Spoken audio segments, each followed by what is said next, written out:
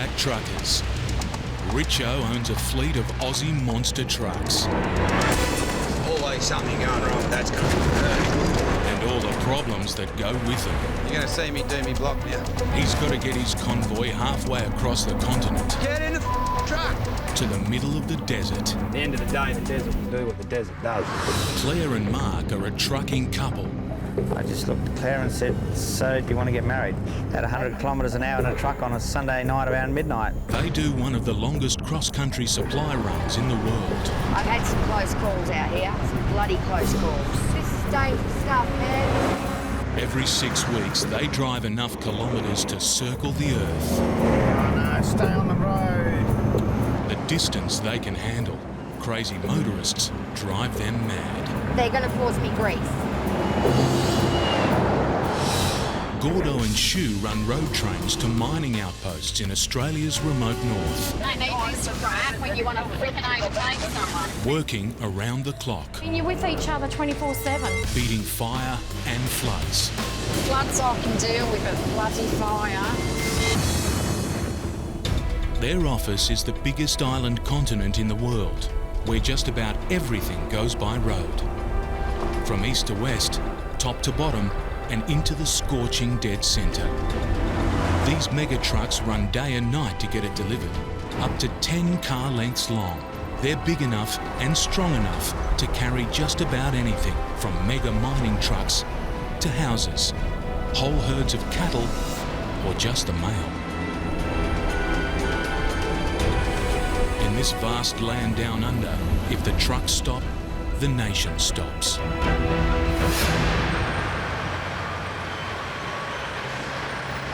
Is it a drama to hook up? You have to pull it every second one. At his depot in a Perth industrial estate, trucking company owner Matt Riches is feeling the pressure. Tell those blokes, can we have access to their yard at 6 o'clock in the morning? Richo's team is sweating on a quick getaway, on a trip to the middle of nowhere. Yeah, me, Matt Riches. His 6-truck convoy is heading for a cluster of tiny settlements in the middle of the central Australian desert, about as far away from civilization as it's possible to get.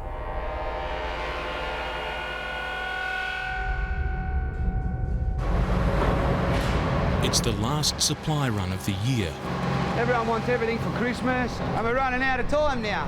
Shipping in food, bottled water, building supplies, and 6 portable homes. I want you to bill a crane at 17,000. It's a big job, I've got grief with it. and the weather's closing in. Long-range forecast is fine, but that doesn't mean shit. Richo has a business that's going places. 13 months ago, I didn't have a truck. Now he's got 7 trucks, worth more than $3 million. Trying to make decisions on the run, and they're hard to make sometimes. Are you making the right one? Are you making the wrong one? And the loans to prove it. They don't understand how hard it is to make money out of this game, mate. Richo takes on the routes the big companies won't touch. And if he fails on this one, his team could spend a lonely Christmas stuck in the wilderness. We're going to do it. It's going to happen. Right up to someone gives me a sign in front of me saying road closed, it's going to happen.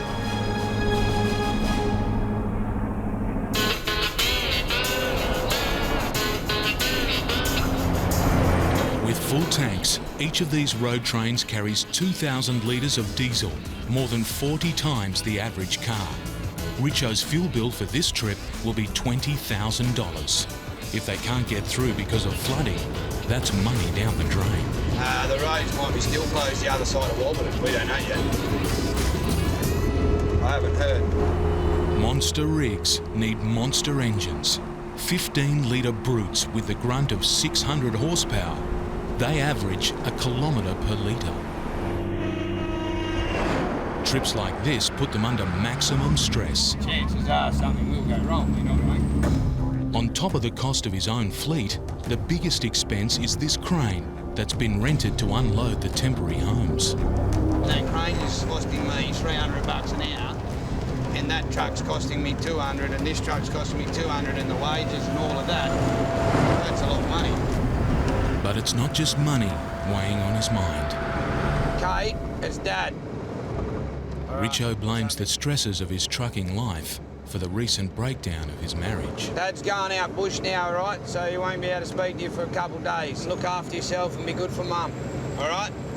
And be good this week, especially, because Santa's coming. Remember that, all right?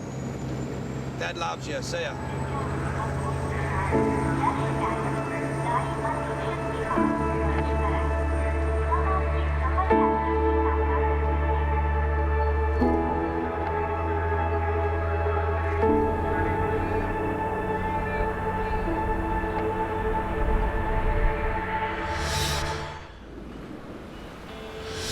Teeming summer rain is already playing havoc with the schedule of long-distance truckie Mark Belitho Oh, come on! as he prepares for a marathon 5-day trek across the Australian continent. Far out! He'll be driving from Perth to Melbourne and back. That's 7,000 kilometres non-stop. Why am I losing air? We're just hunting our dolly and trailer down. Mark will be sharing the wheel with Claire, his wife and driving partner of 15 years. She's trying to track down one of the trailers they'll be hauling, a consignment of car parts. Because it's wet, but we have to, you know, mess around in the rain and just, yeah, sort of start the whole adventure all buggered up. This is the busiest day of the week here. The worst day for a mechanical problem with a trailer that threatens to put them behind before they've even started. So it's a bit chaotic, but we'll get there. Trucking is a tough business with strict deadlines. Oh, man.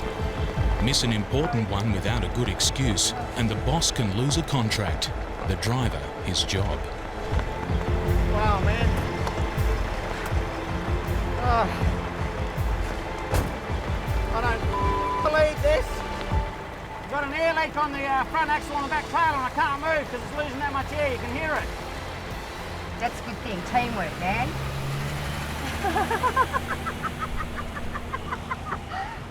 He's a classic, mate. He is one funny dude, the old trickmeister. The air's leaking out that much, I can't move. Rev it up. I'll be out of air soon.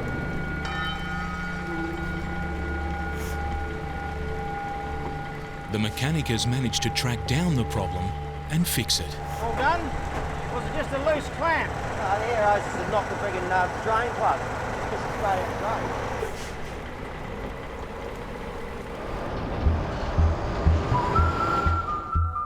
The truck will now run constantly for 5 days, with Mark and Claire using the two-up system. While one drives, the other rests. Then they swap so the wheels keep rolling. Truckies have a general rule of no hitchhikers, but Claire and Mark make an exception for their dog, Roy. He's family. Our working relationship, we've always kept that pretty separate. Mark was already a seasoned driver when Claire met him. I didn't like Mark at all when I first met him. Not at all. It was not good. It was not a good meeting. And I thought, I don't know if How bad's that? I don't know if I can live with this dude, you know? But his truck impressed her. I said, oh, you know, I'd love to learn how to drive a truck. And I said, inside. if you really seriously want to learn, I'll teach you, but if you don't waste my time. And here we are. Mark's driving a brand new truck worth $300,000, and that's only for the prime mover. It's big business. With 2 trailers attached, the rig weighs in at just under 80 tonnes. Sitting on 42 wheels. The front steering tyres cost $1,000 each and need replacing 4 times a year. Oh my God. Another one. The house needs to be bombed, Gordo. That's the 4th one this week. Come on. Not in here. Where'd it go? Where'd it go? Cockroaches. Yeah. It was Outback Trucking that brought together another Perth couple. Sophos have got the New Zealand Story fillets on for $12.99 a kilo. Now Gordo and Shu spend more time in their truck cabin than they do at home. This one here is the box that we take to work. Got the the cup of soup, the la-la paper, which you definitely need. They're preparing food for a continuous 2-night, 3-day drive to the mining outpost of Karratha in northwestern Australia. The food that you get on the road nowadays is crap. It's just crap. It really is crap. It is. Once every couple of months we might have a toasty. What we call a toasty, an egg and bacon sandwich. Egg and bacon sandwich or a ham and cheese, but not very often because, I mean, what is it, $10 for a toasty? You have to be really, really compatible because you do argue. I mean, you're with each other 24/7. This is my second marriage, it's Gordo's third, and 6 couples that we knew when we started. I think there's only 3 of us left. She always miss around the ear. It's like little cobwebs. Let me have a look at the other side. When we got together, we were broke. So we had to start again from scratch. We've got ourselves a house and we've had a couple of nice overseas trips. I've got this done and I'll organise it when you get down over there. It's hard work. It's the heat and the hours. Truck drivers have got a bloody hard job. After their problems with the trailer brakes at the Perth depot, Mark and Claire are now 4 hours out of Perth and ready for their first driver change. It's been a good run so far, but there are signs of trouble up ahead. Change over time, yep. Boss is behind the wheel now. All right then, ready for action.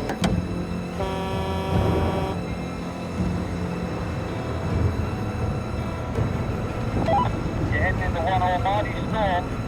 Take it easy. You too, keep it safe.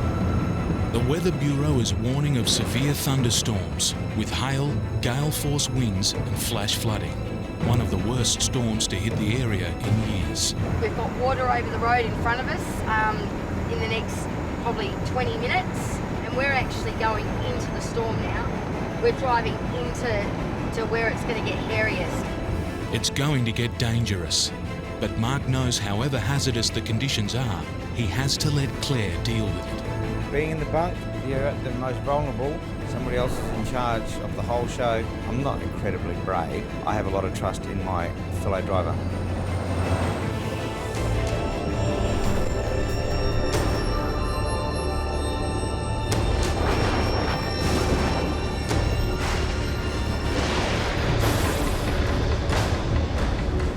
This is unbelievable. Wind's pushing the truck all over the road. Jesus Christ. Oh, this is dangerous stuff, man. The combination of darkness, wind and heavy rain is a nightmare for any driver. But Claire is in a truck that weighs just under 80 tonnes and is travelling at 100 kilometres an hour. This is severe shit, man. Conditions are treacherous. Visibility is down to less than 10 metres. I worry about the people that are coming towards me. This is when things can get pretty nasty. We keep going no matter what, you know, you've got to just keep rolling and do the best you can with what you've got. The gusts outside could blow Claire's trailer clean over. Oh, this is where a combination of no experience or not knowing the roads, not knowing your vehicle, can come unstuck here really badly. This is serious weather. And there's water all over that road.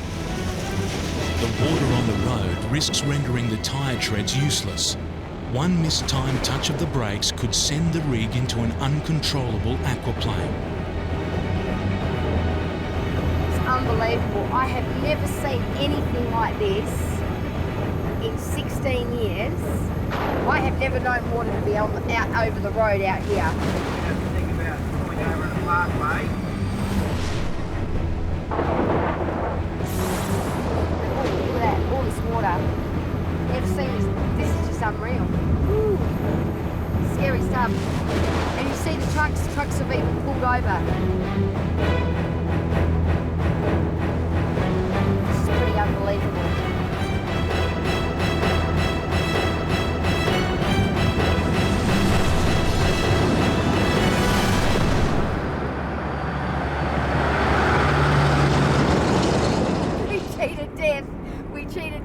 made it, brother. We made it. It's all good. It's all good. We are sticky side down and shiny side up. That's a good thing. It was just a great buzz. There we go. Your adrenaline's running, and it's moments like that that you really know you're alive. Beautiful. We've still got our back trailer on, so that's a good sign. Yeah, I love that. I love it. She's exhausted after more than an hour battling to stay on the road. Cup of Joe time, brother. Cup of Joe time. Shut it down now. There we go. It's all done. On a deserted stretch of highway, heading to the far north of Western Australia, Gordo and Shu have pulled over for a driver swap. Okay. Oh, sorry. Get rid of that. I don't like any of that crap up here. I like everything tidy. No. That. Give me my water. Put my water up here. It'll be all right. I'm going to go to bed, go to sleep for a while. There are only two real distractions out here. The occasional other motorist Come on, put your lights down.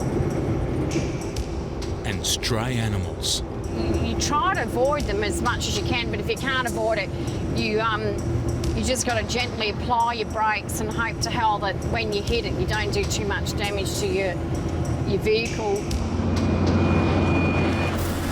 I mean, they're just unpredictable. They can stand in the middle of the bloody road and look at you and you think, oh yeah, it's going to go, and then it'll start to wander off. And what happens is it comes back on you. I've hit a camel, bush turkey. That was quite good. That was all over the bloody bull bar.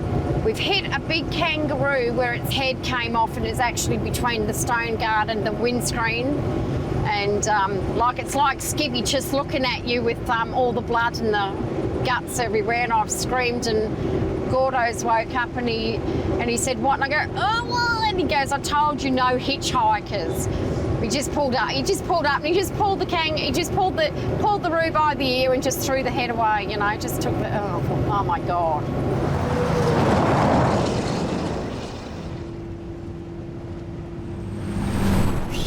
You can see old heart going. Shu has been in the seat for less than an hour when a truckie behind her alerts her to a problem at the back of the rig. What was that, buddy? All right then, thanks a lot.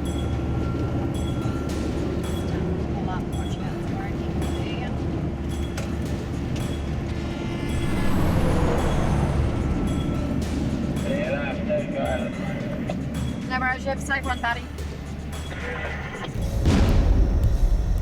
Gordo's fast asleep in the bunk. She'll have to deal with it on her own. Right, what the f***'s happened here?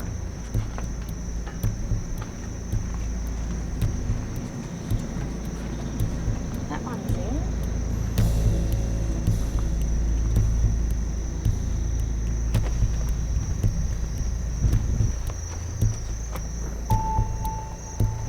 On a road train nearly 40 metres long, broken lights aren't a job that can be left for morning. I've got no idea. Gordo. Was the dolly on? No, nothing. Absolutely nothing. So it's up here then. And nothing worked.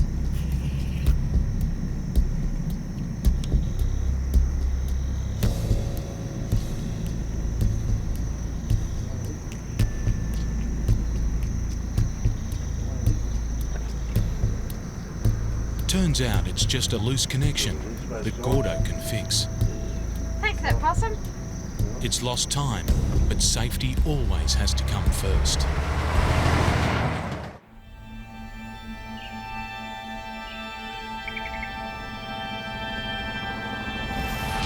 A 1,000 kilometres from Perth, on the edge of the central Australian desert, Richo's convoy has come to a standstill.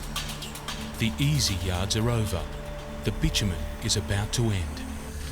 It's going to get bouncy up ahead, so Richo wants the load checked one last time. Is it all tight? Yeah. Well, let's go. Oh, yeah, all tight, my ass. Seriously, Yeti, keep them tight. At a mighty 6'5", Lane McKenzie's nickname is Yeti.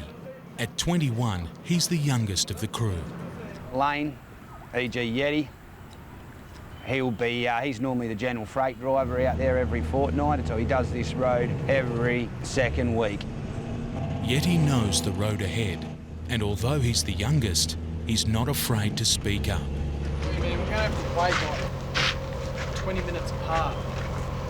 There's no wind. Huh?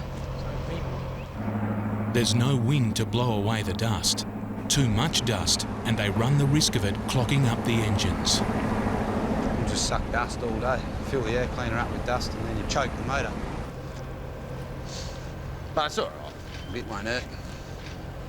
The other drivers aren't so sure. You're going to be ages. It's going to be like an hour apart with all the trails. Get in the truck!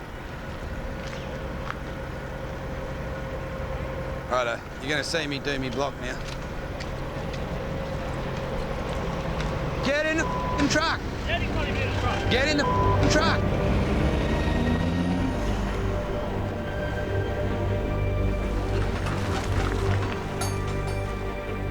It's easy to go and get a truck. It's another thing to have someone to sit in it. It's hard. It's hard to find drivers.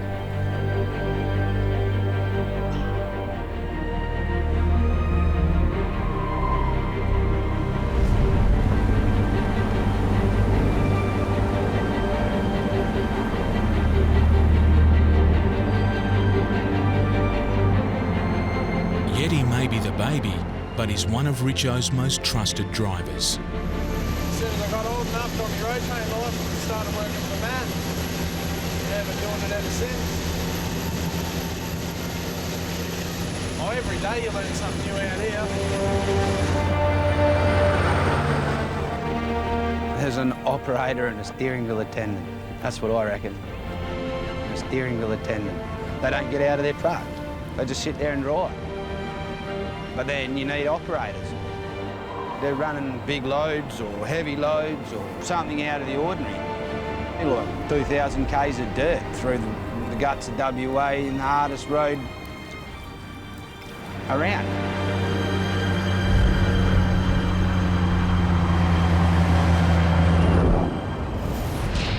Up north on the coast road, Shu's losing patience with a slower road train. Try and read the signs what the guy's going to do in front of you. You don't know if he's going to pull into the market bay or he's going to let you go. One of the two.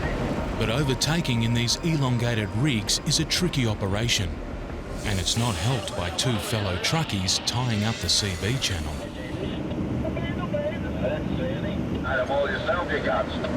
Get off the radio and let me speak to the friggin' fella in front. I need this crap when you want to frickin' overtake someone. Pardon? Oh, I can't hear a damn word you say because these frickin' on the... I said drop it out overdrive so you got a bit of power when you get there. The truck in front is pulling 3 trailers, making it more than 50 metres long. No worries, buddy. I was just going to call you up. You know you've got a strap hanging there?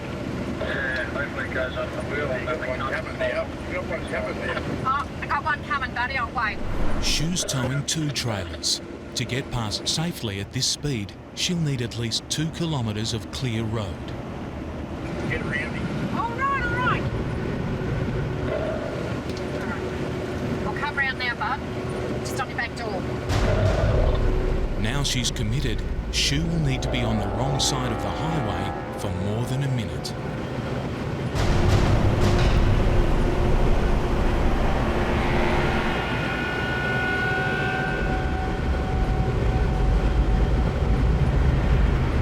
Got this car coming.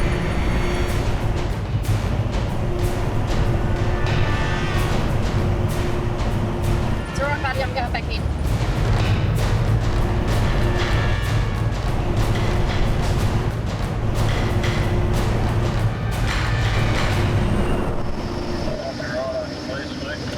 Yeah, I've just got to build it up again, bud.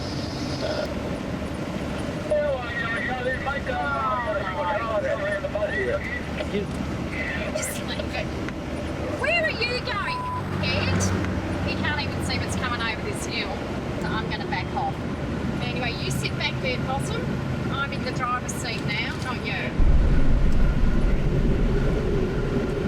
Yeah, coming round now, buddy, on your back door.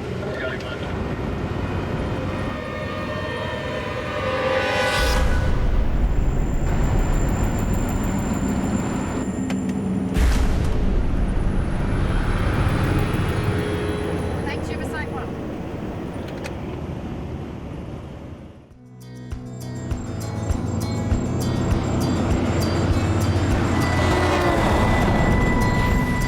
Richo's convoy is making good progress, but they'll still have to drive through most of the night to stay on time. Have an hour off, have a feed, because it's going to be a long night. It's been a good day, mate, because everybody's truck's still running. Nobody's breaking down. We're going all right. Steady, steady. Oh, good. Give me a knife. I'm having a piece of steak.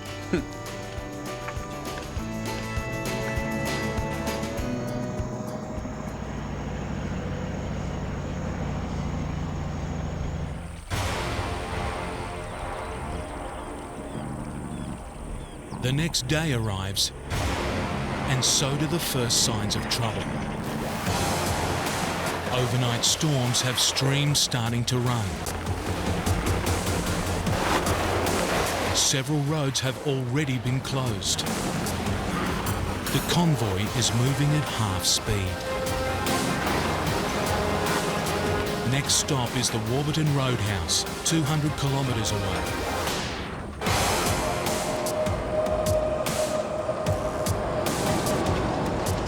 Yeti's truck is back in the lead, but it's been badly shaken up. A big hole has appeared in the exhaust. Stay around. But the aircon's playing up as well, so got the old aircon 280, two windows down and 80 k's per hour. The next stop is the convoy's last chance to get fuel. Alright, once you go past Warburton, you know about it. That's where all our dramas are going to happen out there. Breaking down, flat tyres, getting bogs, the whole lot. After that, there's desert and nothing else. A wilderness where anything can happen. At the end of the day, the desert will do what the desert does. Full stop.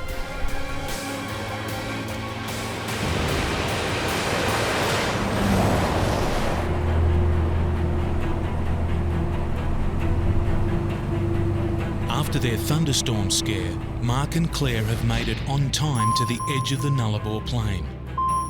A vast desert with no civilization, limited phone contact, and only a few fellow travellers. You and Squeak hopping up here at Norseman, eh? Eh? All right. Out here, it's more important than ever not to let your concentration lapse. We're about 15 kilometres north of Norseman. Yep. Oh, what do we got here? Wide load. Sorry, how wide's that? 4 metres. I'm backing him down. Okay. 4 metres wide at the wheels as well, so I don't want him going off the road, and showering us with stones. Just keep it from going off the road, buddy. Thank you. Yeah, you all right, matey? Have a good day, eh? So far, little Roy's been the perfect passenger. But sometimes there are things that just can't wait. Oh. Man. Okay, I'll try to... Oh, if I could get in there... I know you can't. But that bridge is not going to carry the weight of this. Oh, little Roy boy needs to go to the toilet. And when he needs to go, we try and stop as quickly as we can. Hang on, dude. Sorry, man. If this could do 120, Roy boy, I'd do 120 for you, but I can't. But we're getting there. Here we are. We've got this little bit of a bay here. I'm slowing down as quick as I can, Squiggy. Come on, Squig man. Good boy.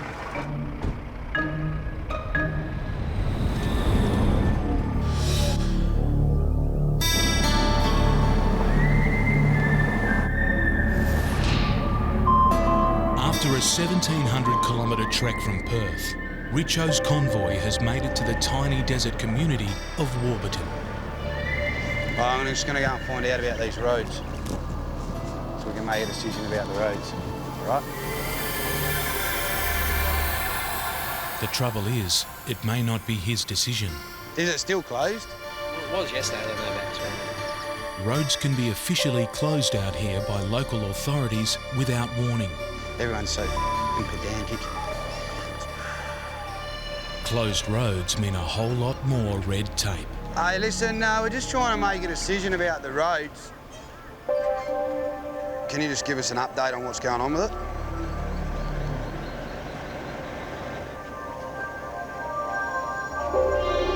Yeah, righto. All right, thank you. See ya. Shut. Impassable from Blackstone to Wingalina. It looks like the end of the road for Richo and his crew. Claire and Mark are about to hit the endless straight of the Nullarbor Plain. No corners to worry about, just cars that don't understand trucks. I've got a guy that's sitting really, really close, basically illegally tailgating me, and it's a tiring thing as a truck driver because you're having to drive for not only yourself but him as well because he can't see what's coming. A car so close that Claire can't see him in her mirrors. If I blow a tyre or something like that, or something for some reason comes off the vehicle, it's likely to cause him serious harm. And yeah, he's just being a nuisance. And I believe he's got a UHF in his car. We've got a copy behind the road train there in that gold sedan. Yeah, what do you want? You want to not tailgate me, Dale, please? I'd appreciate that. We were trying to get around here, but your blinkers are all working. No, my blinkers are working fine, mate, but it's been all double white lines there before town, and I'll get you round when it's safe. Yeah, what do you want? You know? Oh, well, I'm sorry that I'm actually trying to do you a favour here and stop you from getting hurt. A courtesy right blinker from the truck signals to a car behind it's safe to overtake. But this driver isn't waiting. Now you're overtaking me with somebody that's coming, and that's just even worse. But hey, you know what you're doing, you know? No idea. My blinkers aren't working, which means I wasn't telling them when they could and could not come around, even though it was double white lines.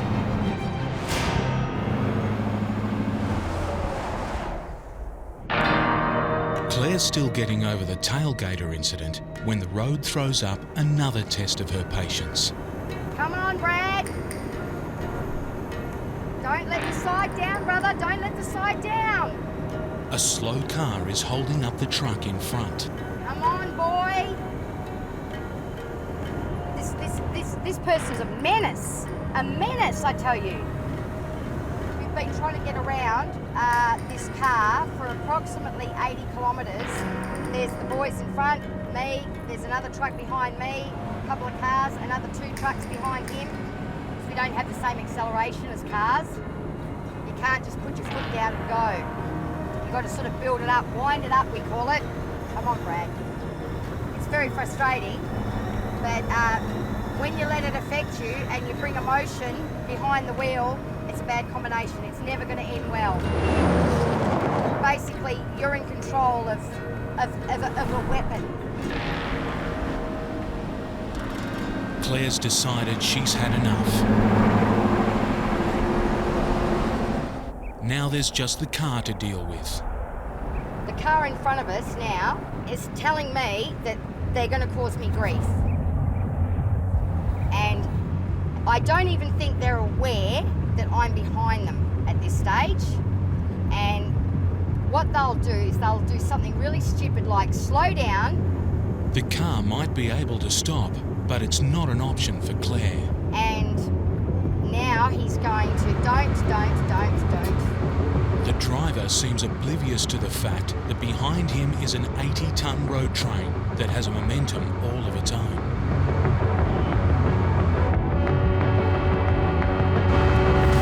Claire can't stop.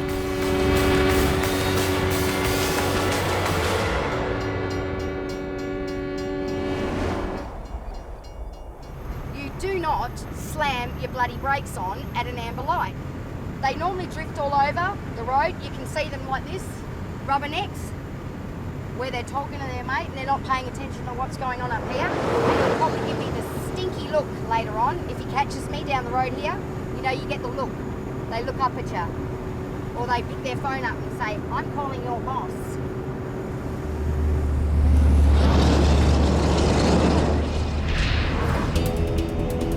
"600 kilometres northwest on the road between Geraldton and Carnarvon, it's not car drivers that are the worry, it's bushfires.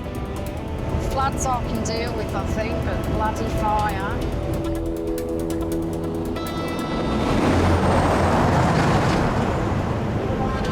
As you can see, it's tinder dry here.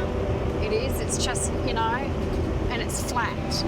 So it'll just roar. And it's the most horrific thing I've ever seen. A ball of fire like this come across a paddock, jump the road, and then just raise a paddock, a whole land area within a matter of seconds. A bushfire alert has been issued for people and properties along the northwest coastal highway west of the Kennedy Range in the Shire of Carnarvon. They say there's fire at Northampton, then there's a high fire danger warning for Carnarvon area. You got no phone service, you got no radio service, so you pray and hope that any drivers that are going the opposite way to you will let you know the conditions that are that's on up here. So I'm hoping to Christ there isn't any fires out here because there's nowhere to run out here.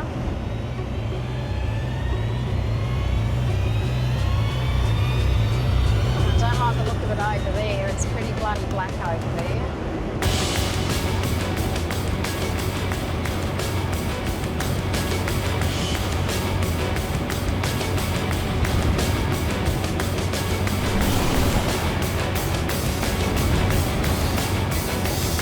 Mother Nature, she's got it on, she's got it on.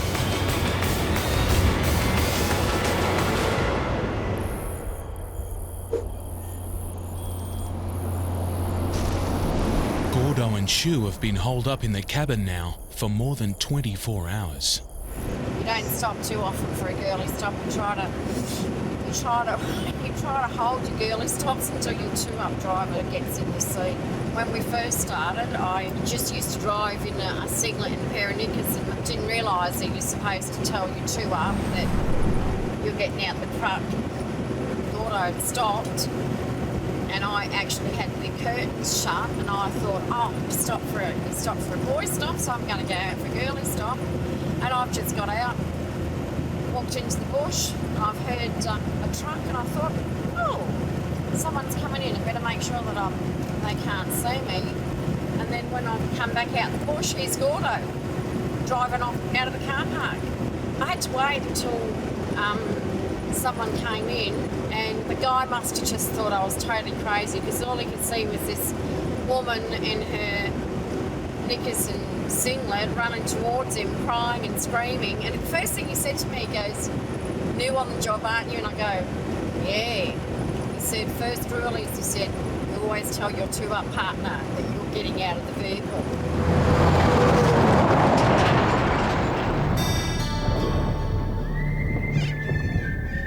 Out in the middle of the desert, Richo's trucks are at a standstill. Rain has washed out sections of the dirt road up ahead. Both graders are down it, so if anyone gets stuck, there. you're stuck. Unless we go back and get a grader. I don't know what to do now with this crane. The delay is already costing him money. I need to go and ring Joseph at his house, the client. Sitting idle is an expensive mobile crane he's rented to unload these temporary homes. If that crane gets bogged, mate, It's $3 grand a day, possibly for 2 weeks. Probably 40 grand. If he risks trying to push through, a lucrative run could turn into a financial disaster. So if the triple won't go, there's no way we'll get the crane across there. What about the road? This game is crazy. Absolutely crazy. It all hinges on that one road. What's that thing? It's not a bite? It's a pizza pocket. Richo decides the rest of the convoy must keep moving. He'll stay behind at Warburton with the crane and send 2 trucks of perishable goods to see if they can get through. Because if you get stuck or you break down, then you just don't go home. If we're going to get a breakdown, it's on this part now. This is the roughest bit of the whole section. The next 140 k's is rough as. It's not long before conditions start to deteriorate.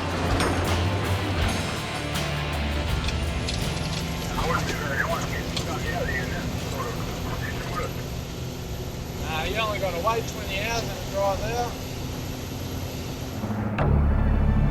Patches of water suddenly become lakes of unknown depth. Oh, here we go. He's only 21, but yet he is already a veteran of the deep water crossing. Slid out a couple of times, going too fast, but you soon learn. Just slow and steady out here.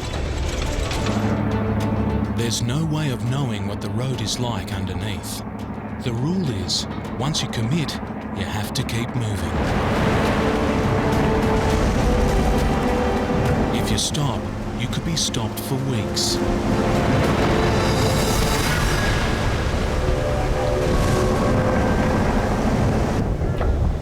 That sucks. Water on my feet now. Shit happens.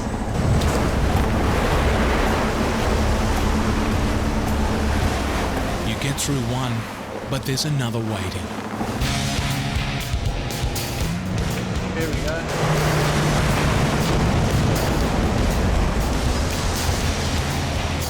It's that hot in here, it dries out anyway.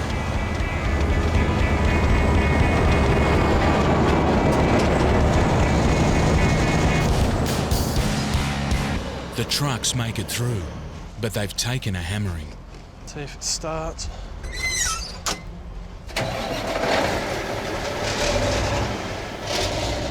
That's me foot to the floor and that's doing 1500 revs. Here, it misfiring.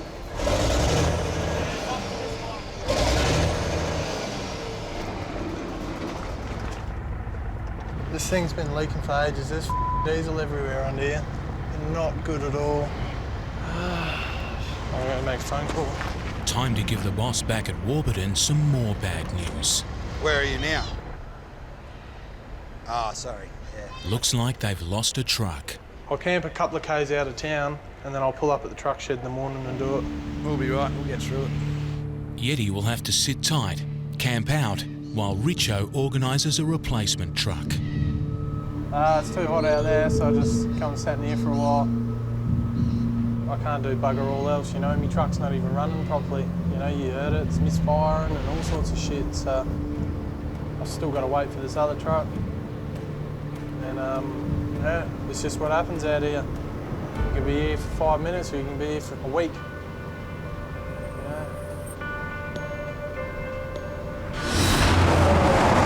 Gordo and Shu are coming to the end of their 36-hour driving marathon. Australia's Outback truckies can spend up to 14 hours a day behind the wheel. With 2 drivers, they go around the clock. The cabin becomes their second home. Okay, face is all done. Oh my God. How can you justify 69.5 million for Choggum? It's ludicrous. I talk in my sleep. That's the worst part about it.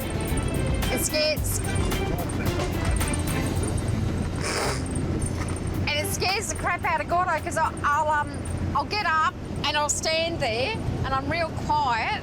I don't realise I'm doing it and I'll go, "Are you right?" Scare the shit out of him. Yeti's facing a long and hot wait for his new truck.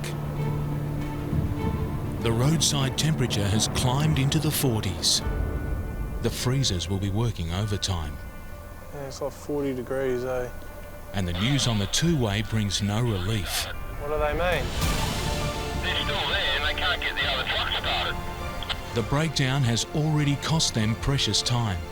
With freezers packed with cold goods, sitting around in 40-degree heat isn't an option. That truck won't start that I'm supposed to pick up. I just hope this one makes it now. I know, just got to see how we go.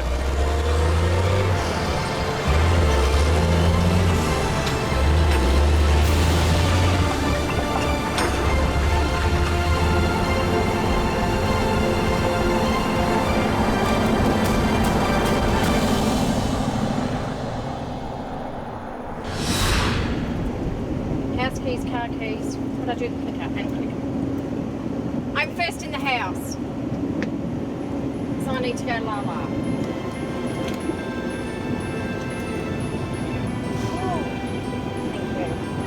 Without truck drivers, you just want to have anything in your house because everything is shifted by trucks. And it's a dying breed, truck drivers are. They really are. You have to be suited for it.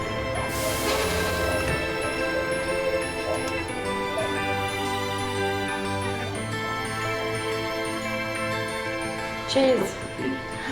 God, thank God it's Friday. Meanwhile, out in the desert, Yeti's delivery mission is over. His battered truck limps into the settlement of Blackstone. He's late, but at least he's made it. It's just one of half a dozen of these remote communities that will get their last supplies before Christmas from Richo's convoy. Everyone's relieved they've finally made it. So this is our last truck now until next year. And the unload is going smoothly. Until the shopkeeper notices something isn't right. Shouldn't have gone down that far in that short space of time. -7. After going through hell to get here, this is the last thing Yeti needs. The ice cream's melting. Obviously not cold enough in the freezer. Bullshit. Yeah. It's running off the pallet.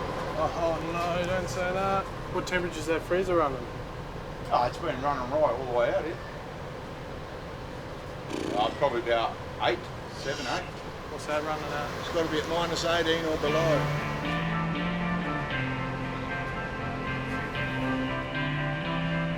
We'll have to put a claim in against the trucking company. They'll either refund or replace. We might have ruined this whole load and that water's hot. 200 kilometres down the road, melting ice cream is the last of Richo's problems. The crane took a day to get here yesterday, right? So they've charged me for 1 day. He has a $3,000 a day crane parked and idle because of the washed out road, and he needs to get it back to its owner before it sends him broke. We can have everything unloaded here tonight and get the crane on its way first thing in the morning. The deal's done. He'll unload here so he can send the crane back to base and deliver the buildings another time. It's not a perfect result, but at least the food supplies are through in time for Christmas. This is a different world. You're working for a different customer. It's not an endless money pit out here. You have to do it because you love it. And if you don't, then you wouldn't be here, mate. In Perth, lone trucking operator Steve Graham is preparing for an epic journey. We'll go back a touch. A 3,000 kilometre trek to the top of Western Australia.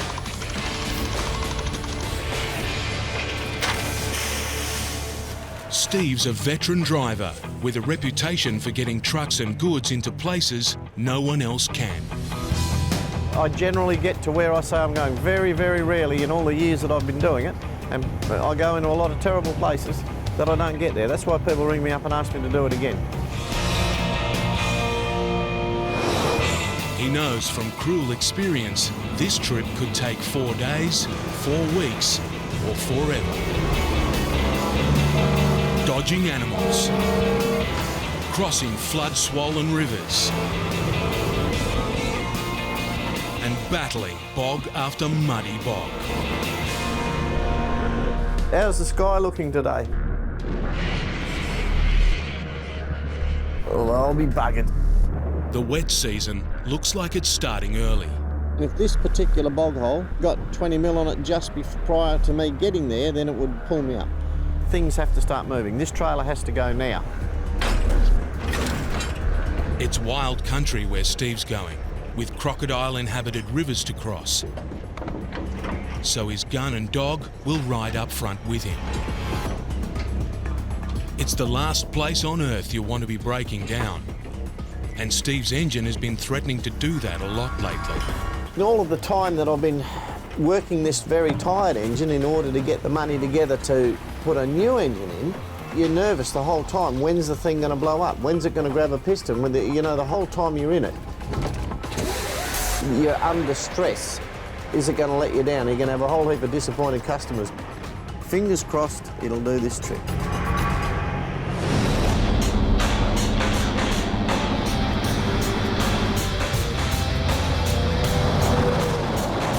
When I say to people, I'm a truckie, it's generally disbelief or, wow, really? How big are these trucks? Deb Drew has got herself a new career. In her previous life, she was a model. I did catwalk, television commercials. A mother. Bringing up my children alone. And a businesswoman. Running my own company. Now she's trying something different. This is a means to an end. My goal to see the country and get paid to do it.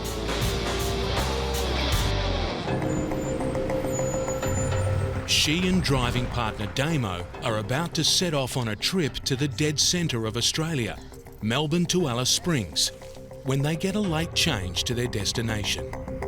Now we've just had a phone call saying, no, we're not going to Alice Springs, we're going to Darwin now. That's added 3,000 kilometres to their journey and 2 days in the driving seat. Yeah, that's just changed the whole sort of logistics of the thing. The truck they've been given isn't what they were expecting either. It's a manual, and Deb's used to an automatic, and it's not running well. And the truck sounds terrible. And there's another problem. There's no bull bar on it, and it's a road that's notorious for cattle wandering day and night. It's not a good start, and they'll still be expected to make Darwin on time. Oh, good. Change it, don't rearrange it. Oh, sorry about that.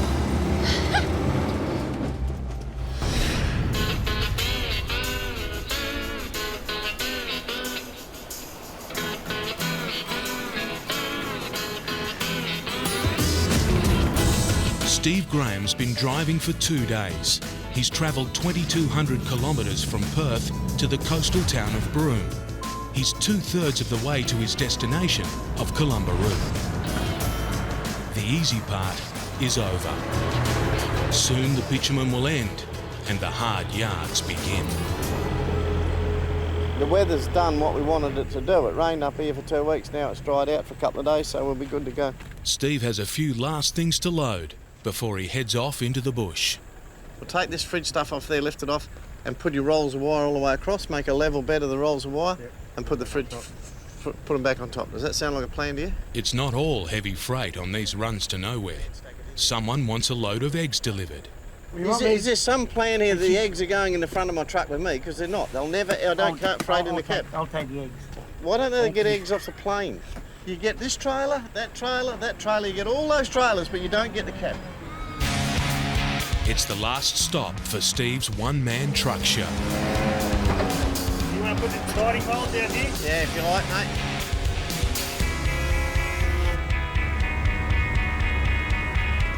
My credit card's feeling heavier in my pocket by the second. Steve's biggest concern, apart from the weather, is that his old engine is needing more and more oil. The way this motor's going, I'm up to 3, sometimes 4 times a day. On this road that I'm going up here, because the oil consumption's way up like it is, I don't want to run it low. And there is a new engine ready to go in this truck back in Perth, but I'd rather drive this thing home than tow it.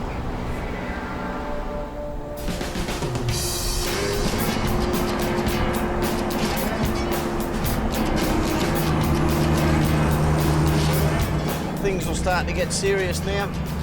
It's pretty warm out there. I reckon it's definitely hit its 40 degrees. A hot day isn't what Steve wants. Not with an old engine that's guzzling oil and the sort of country that's up ahead. You've got some fairly serious hills up there from the point of view of getting trucks up them. Before crossing the mountain range, the first thing Steve has to do is reduce his tyre pressure. I let the drive tyres down for traction, to get maximum traction. 45 or 50 pound, I'll have a look at them. I'll get them down to 50 and see how they look. I'll get them to so they're just nearly kissing. So I can get maximum traction on the hills up here.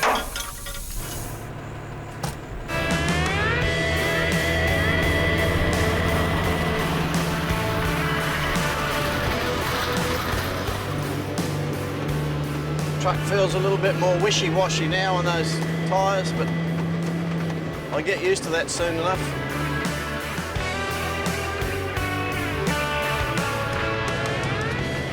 We start to climb now. The next serious range of hills is the King Leopold ranges. There's a couple of good pulls up there, a couple of fairly serious jump-ups. A jump up is a short or long hill that robs a road train of its momentum and traction and can bring it to a standstill. The old Kenworth that I had, it used to have a wooden floor in it. We used to catch fire every time it went up this second one up here. Pyrometer was on 650 degrees Celsius and the floorboards were starting to catch fire and the smoke was coming up out from behind the fridge. See, this didn't look much of a hill from back there, but it's going to have us down in the low side of the box pretty quick. The truck's got to go immediately into working extremely hard at its limits. Turbocharger's running up over, 650 degrees Celsius. Pulling a 100-ton load up a hill like this is pushing Steve's old engine to maximum capacity. The gearboxes are running over 100 degrees Celsius and your diffs are up there too, and then you've got to make the poor thing work its guts out to get up the top of a fairly serious sort of a hill. If the oil leaks as bad as Steve thinks, the engine could explode and the whole trip go up in smoke. And it's not just the engine that's at breaking point.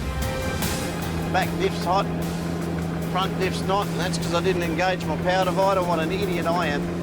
I realised that when I looked at it and saw that the back diff was running a lot hotter than the front diff. The back diff's doing all the work right now.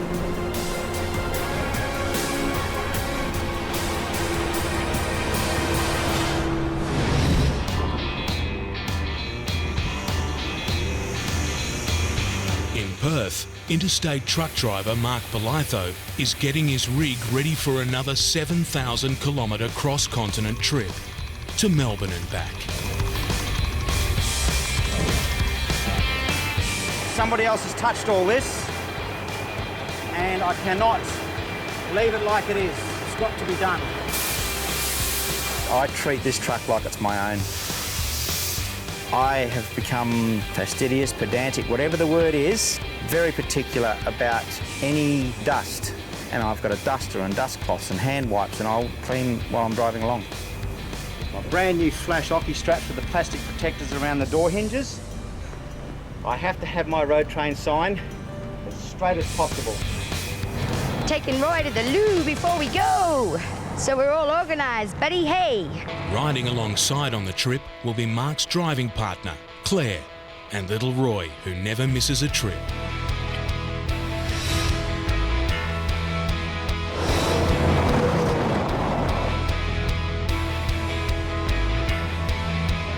I don't like grease, dirty, greasy handprints on anything in the truck. And if I see a spot somewhere, if I can reach it when I'm driving along, I'll clean it. If I can't reach it, when I stop, I'll clean it.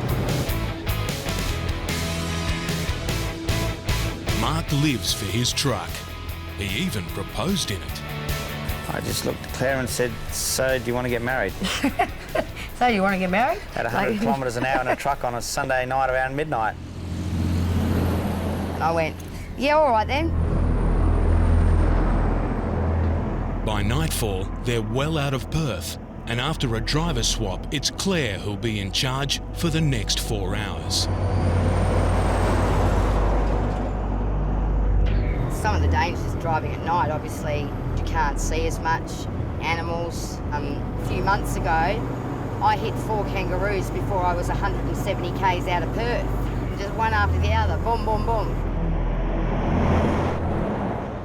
36.5 metres of truck to try and keep your eye on. That's a lot of truck. Claire is still getting over a close call from the last trip. Don't. When a hesitant motorist forced her to make a last-minute pass at a railway crossing. He didn't even see me behind him. I've had some close calls out here, some bloody close calls. The road's skinny, trucks are coming towards us, and woo, hairy stuff.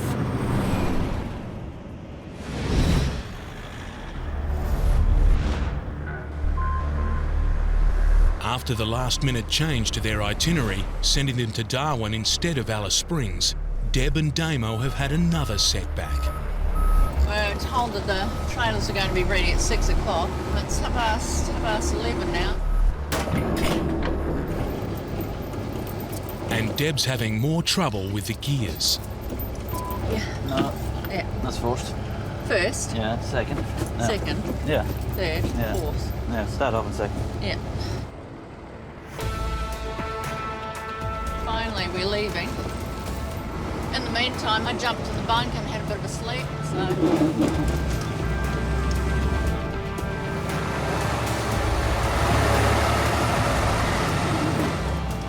I'm crunching and grinding my way through the gears. I don't normally drive a manual. I drive an automatic. Starting 5 hours late has really put the pressure on.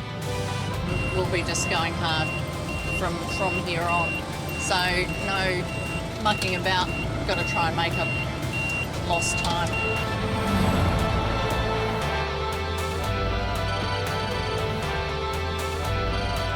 On the outskirts of Melbourne, the boss calls. You're not going to answer it. He's been monitoring their progress by the satellite tracking system. Hey, I know why he's ringing. Why? Oh, he's looking at the sat track. He's probably wondering why we're going this way. And wants to know why they've chosen the route they're on. We're going this way because we're going this way. And I'm the one driving, not him. That's why we're going this way.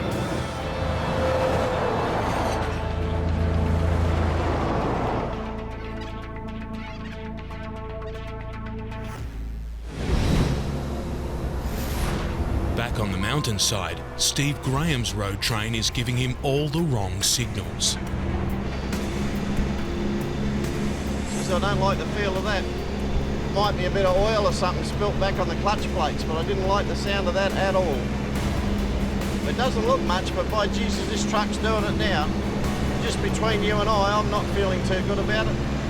That is a terrible noise coming out of the back of that firewall. That is like, not good. The water temperature's just nearly on the 100. The gearbox is going up. Not enough gear for it to do the job, so I'll go down another one. And she broke traction then, we had wheel spin, but I backed the revs right off. It's trying to stall, and it's trying to spin its wheels. Come on, truck, walk with it. Geez, I was making some smart comments about jump ups. When you're on that jump up and you're looking at it and it's several hundred metres long and you're 3/4 of the way up there, You start hearing banging and shuddering coming from behind the firewall. There's a clutch or something graunging up in this truck. Things trying to let go. Whatever's making that racket under there is not good. Your heart starts thumping away quietly in your chest. The gauges are screaming trouble, but it's the floor of the cabin that's really getting his attention. It's burning hot. Cooking egg on the bottom of my thumb right now. That's why I keep moving that foot around. Think positive, Stevie. We might do it. Might just.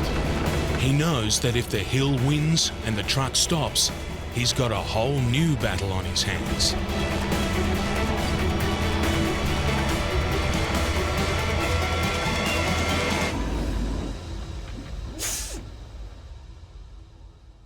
I can't believe I just got caught on this one.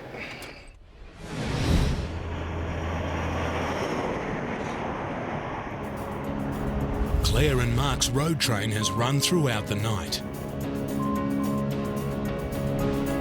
They'll soon be hitting the edge of the vast Nullarbor Plain, 1,000 kilometres of nothing. It's a good time for one last stop before the monotony of endless, long, flat straights.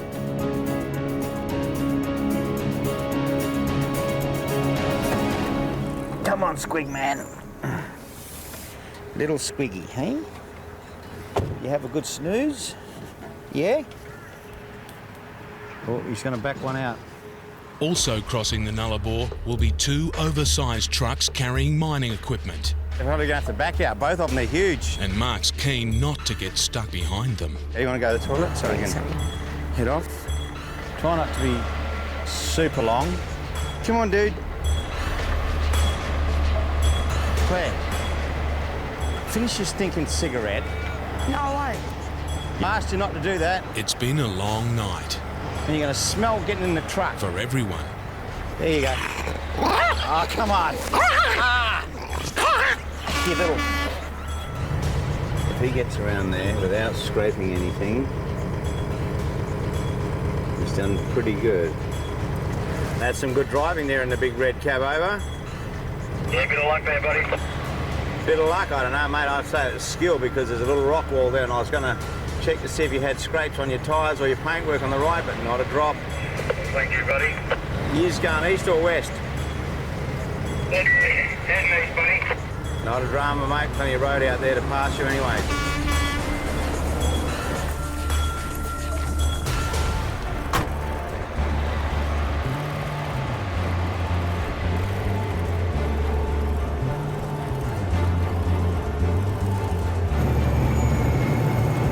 The oversized trucks appear in no time at all, and getting past them in a road train, even on a straight road, is going to be tricky.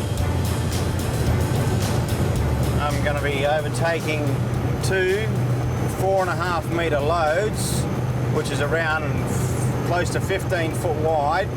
Each lane is only 10 foot wide. If they drop their tyres off on the road, you've got a good chance that you win. Oh, why are they doing that? Oh no, I don't need to go through that dust. If stone's being flicked up from their wheels straight into your windscreen. Mark has to wait for the pilot car to radio him that it's clear to go. How are we looking in the oversized, mate? We've got a train coming up. We've got a good run up there to the top. Yeah, one in the chute, mate. Okay. Shit. That'd be right. All this road out here, and there's one coming down. Oh no, stay on the road. Oh, I don't believe this. What is he doing? Yeah, after this little one goes past, mate, she's all dark up here. I'm gonna, mate, because you're covering me in dust. The Silver Fall Drive. All right, matey, coming around, eh, to start it. All right, bring her in. Stay on the road. The road's wide enough, please. We've gone through enough dust storms. Keep it on the road. No, it's the bloke in the Volvo. Crazy, man. This guy here is only young, and I reckon that's why he keeps going off the road. Plenty of room, plenty of bitumen. Oh, look at that. Yeah, job done there in the train. Thanks, guys. You have a safe day.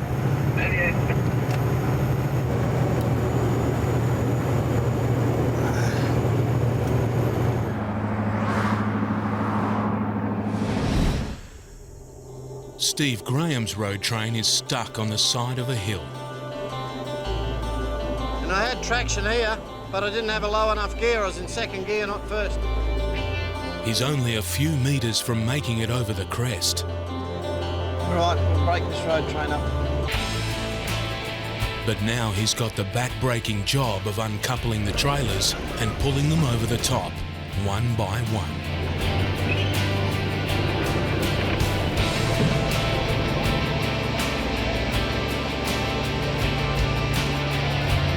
When you're here in the bush, if it's a hard way, you might as well do it the hard way. Because if you try and do it the easy way, it'll bugger up on you.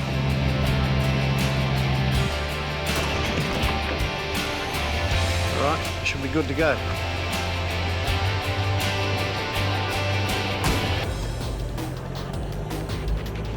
Well, that's the jump up. I would have rather not got caught on it. But anyway, that's the business. That'll teach me a lesson. I'll make sure I'm rolling hard for the next one.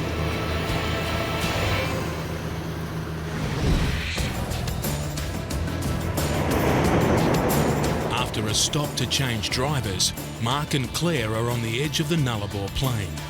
They're on the start of a 140-kilometre straight stretch.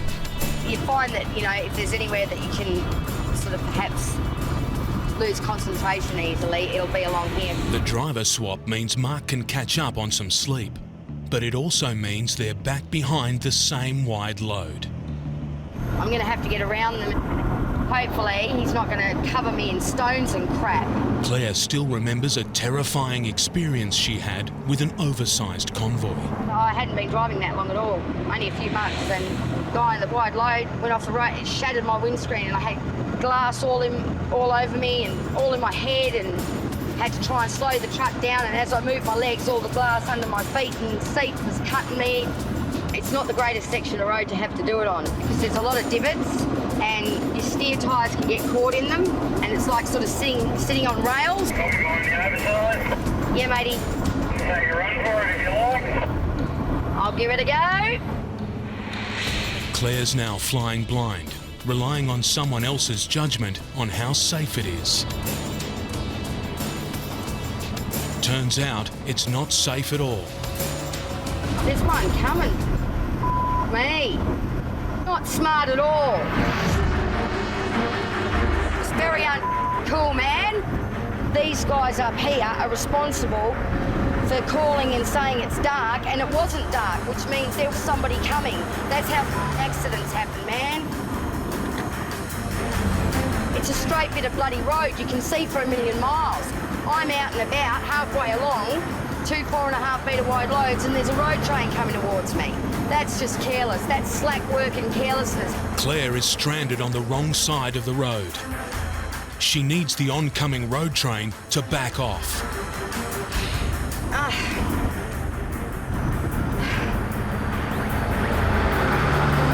Job done. That was not smart. That was very cool, man. Thanks in the Harrises. He was nice. Sometimes dudes won't back off. It's like, hang on a minute. You know, you're the one that's on the wrong side of the road overtaking. I'm doing my thing here on the right side of the road, so bugger ya. I'm going to keep the gas on, brother. Very angry with that. Not good. If I was in a position where I thought, ooh, I don't know what to do or whatever, you know, it's like, it makes you back off, and then everybody's backing off, and you're still in the same position, you're just going slower. And then you're trying to get 4 or 5 vehicles all to coordinate with each other, and it all f***s up. Stupid. As I said, these guys do this for a living, they should know better than that. That's how f***ing accidents happen, man. But we didn't get showered in rocks. I didn't hit the oncoming road train. I didn't drop it in the dirt, so successful.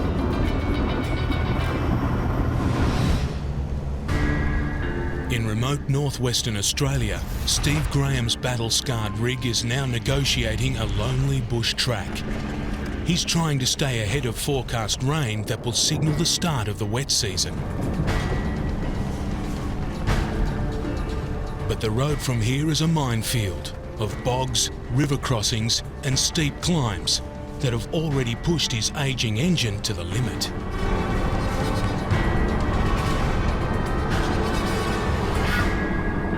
truck's boiling. I'm just backing the revs off now and just let it everything cool down. While Steve's busy nursing his overheating engine, a local station owner radios him a warning about a river crossing up ahead. Yeah, no worries. Just be careful at the river because there's a bit of a sandbar through there is at Barnett River. Righto, the river's been up, has it, and got a bit of a sandbar going? Oh, yes, it has. It's about a good half a metre deep. Okay, that might pull me up. I'll have a look at it when I get down there, eh? It's always got a bit of a challenge. There's always something going on this road. The afternoon light is just starting to go when Steve arrives at the Barnett River. It's recently been in flood, and there's a risk that under the water, heavy sand has spread across the concrete causeway, which could turn a simple crossing into a precarious one.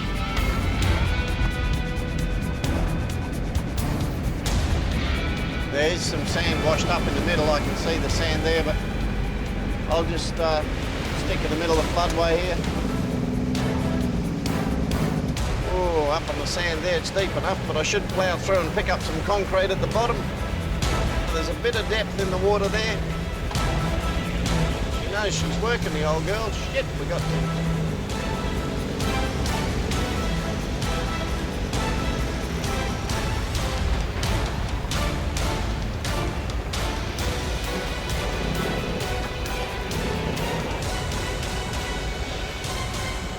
Some trailers caught in the sandbar.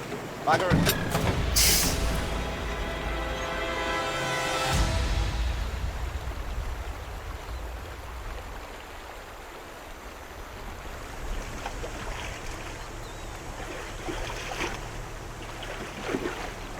That sand is fine compressed sand, and the more wheels that got into it finally pulled the road train up. It's one man and his shovel against a riverbed that stopped 100 tons of truck. It's like having a brick in front of 62 wheels. The fix could be as simple as shoveling some of the sand away. As I pick it up, the water washes it away that quick. I'll just shift it out from under the wheels. But it grabs. It's very solid sand. It grabs the wheels. The shovel was nearly forgotten the other day. It was a last-minute thing. Grab the shovel. Don't forget the shovel. Well, the shovel came in handy.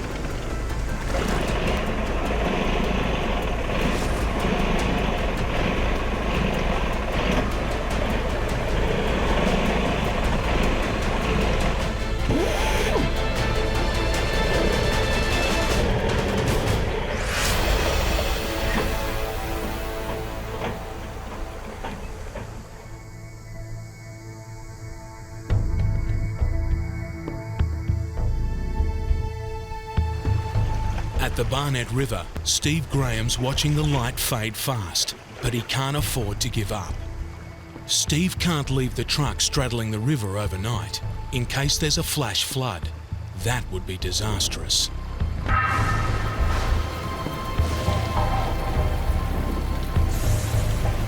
If you get a thunderstorm upstream, the water level can go up and down, metres in minutes. The rising water's not the only thing spooking him in this fading light. There was something swirling around. I think there was a barramundi. First I thought it was a croc, but I think it was a barra. There's time for one last try. If this fails, he's in serious trouble.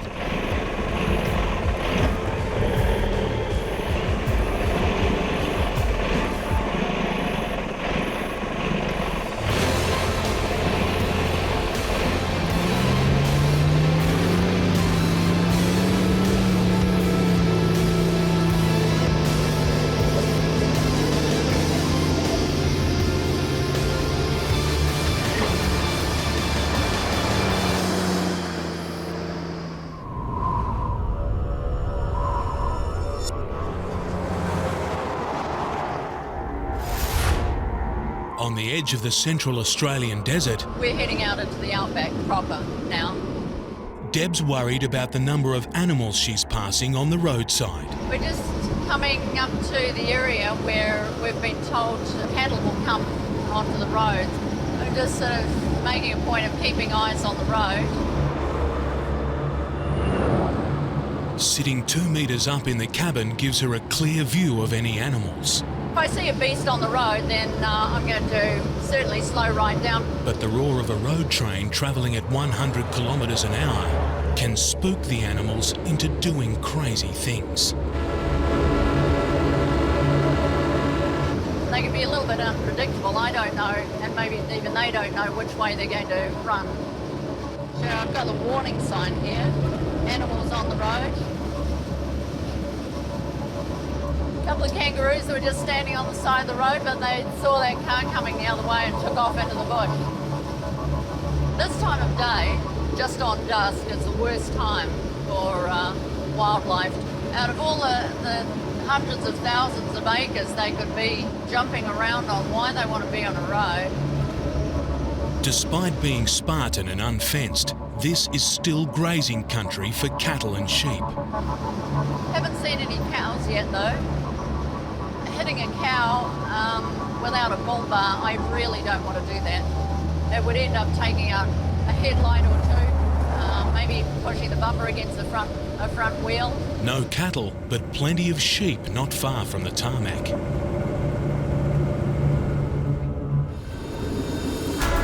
And 3 that decide they want to cross.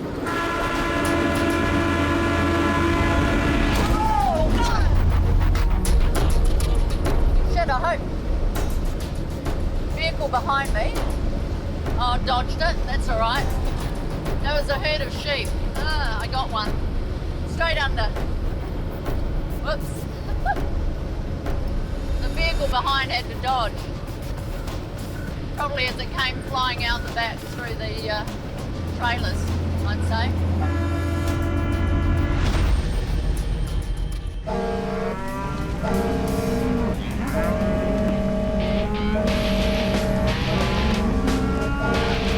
After his river crossing delay, Steve Graham is working hard to make up time.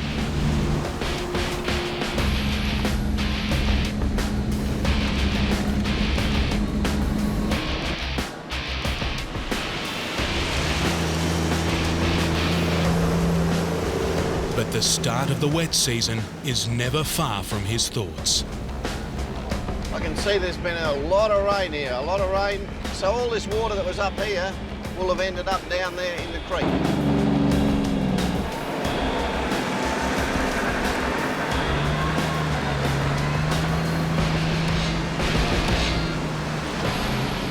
If it was all good still, I was just going to keep on pedalling because I can see a bit of cloud around and I want to get through that bit of black soil today if I can. Over.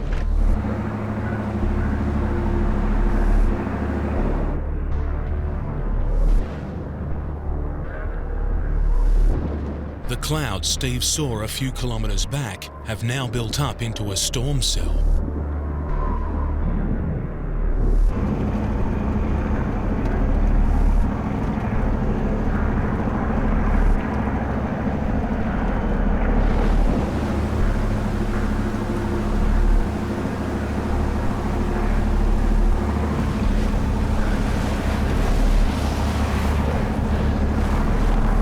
Steve's truck is 50 metres long and weighs over 100 tonnes. Without a good grip on the road, it's madness to continue. I just started to slip sideways. I can see the tracks where a Toyota's already come up here and slipped sideways. So I've just pulled it up. I'm not bogged, I'm not leaving any marks on the road, so now's the time to stop. I'm on the edge of a thunderstorm. With a bit of luck, it'll all be gone in an hour. This is what happens. We're here. We can only do what we can do at this point. But anyway, we're committed now. There's no turning this thing around here.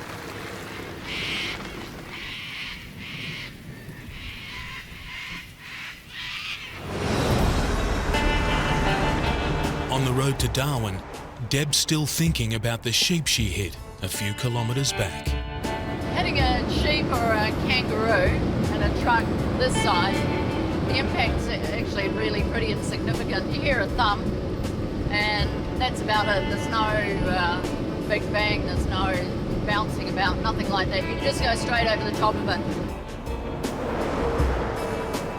The feeling though, on the other hand, knowing that you've, particularly a big kangaroo, knowing that you've just annihilated a big, warm, live animal. It feels really horrible, actually. And the first time I had one, I felt really quite dreadful for a few hours afterwards. I don't know. It's a sheep, it's gone, it's done. I don't know. And kind of should have looked right, looked left, and looked right again, I suppose. Despite the high-speed collision, the truck's been running fine. But without a bull bar, Deb wants to double-check there's no damage.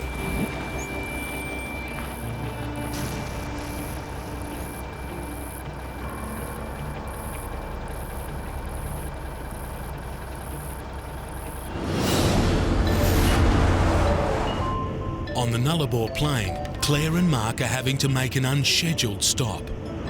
We're just pulling in and going to have a quick loo stop and let Roy out. Little Roy is not himself. He's old. Hey, Roy boy. Hey. Hey. He's been agitated for the last part of the trip.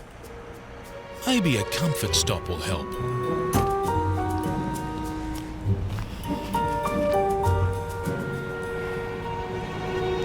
That's it. Back on the highway, they have two problems. Roy is still playing up. Come on. Stop that. And the wide load they've passed twice is now in front of them again. These are the guys that I had to overtake before, and you know. Up there, Bob. Yep. Yeah, bring her around and then chuck on the other side. Give it a go, mate. I'll just wind it back up. Don't fucking do this to me again, guys. Last time when they called her through, there was a truck coming. This time, they find another way to annoy her. Goff? Shit, that shits me. And no need for that nonsense, you know? No, it's female, it might take a while. They just can't help themselves, bastards. I hate that sort of shit. And it's like they want me to say something. I never give them the satisfaction. Water off a duck's back now. Years ago though, it would, you know, upset me. At least I can keep mine on the road.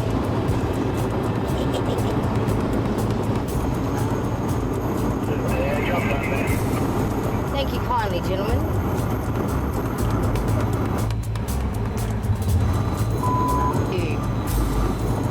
I'm always incredibly polite.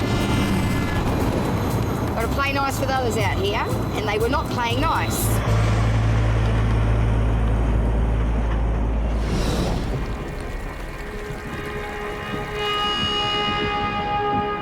Steve Graham is tantalisingly close to his destination of Columbaroo, only 100 kilometres away.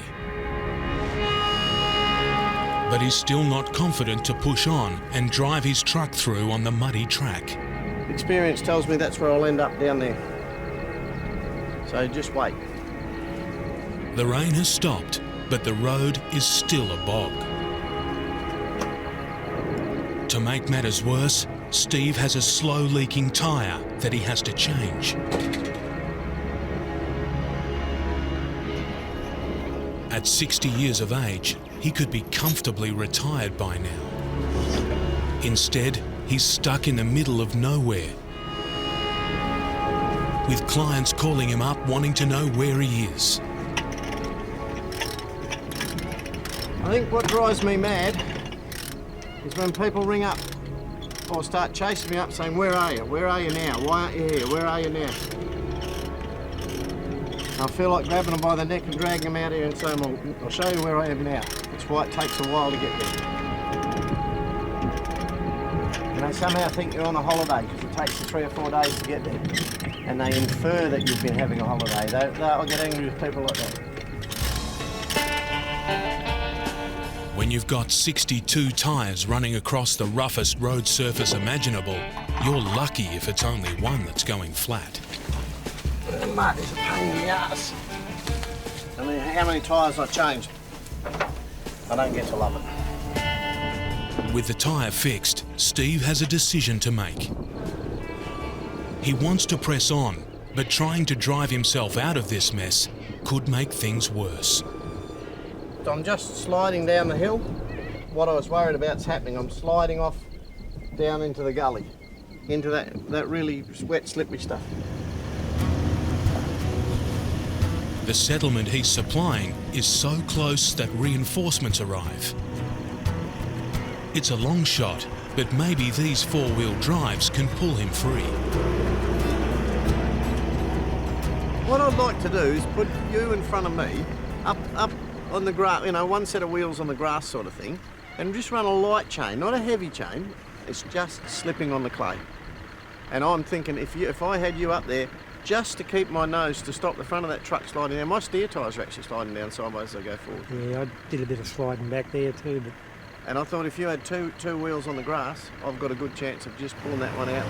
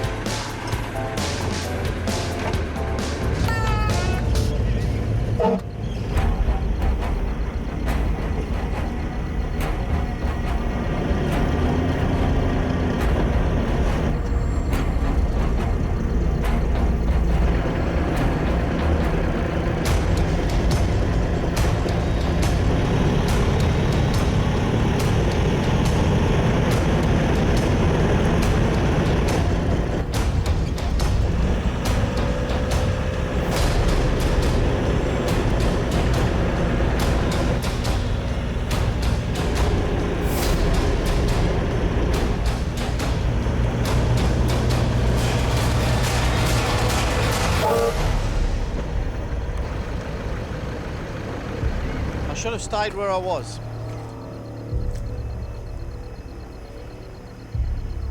Come on, this is where we camp tonight.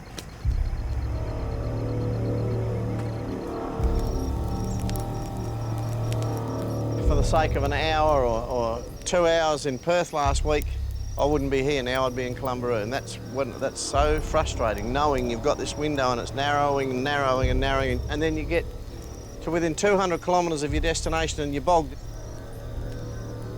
But anyway, that's hindsight.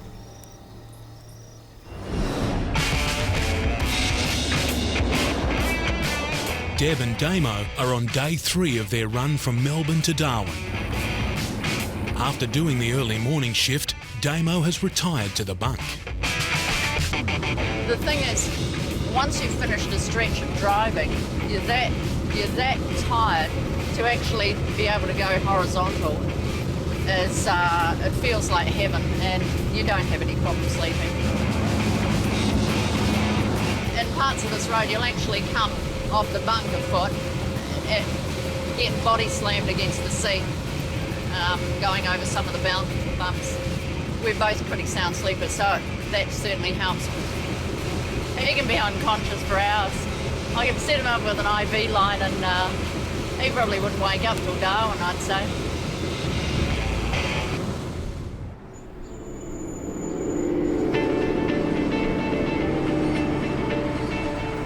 Deb learned to drive in the New Zealand Army. That's what gets up in here. I was in their transport division. That's where I got my licence. A while after that, I married an Australian, raised 3 children, went to university, got a degree. In the few years before I came over to Australia, I was doing property development, running my own company. Life is simpler now, just the truck, the road, and a whole continent to explore. The pay's good and the freedom that goes with it, just being out in the open and away from everybody, actually. That's a real bonus. I've been there, done that, and I can just do this for me. When you're out here and under a big sky, you're not that damn important in the scheme of things.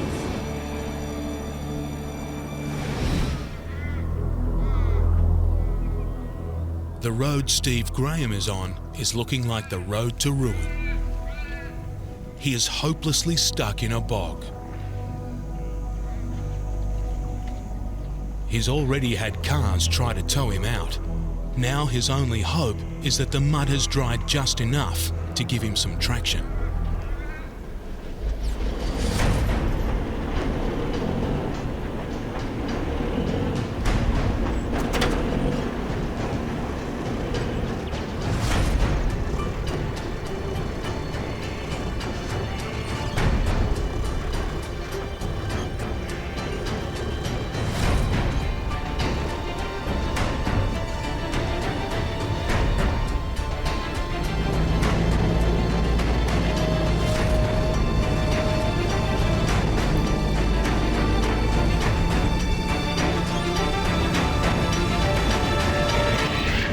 It's drying out by the minute.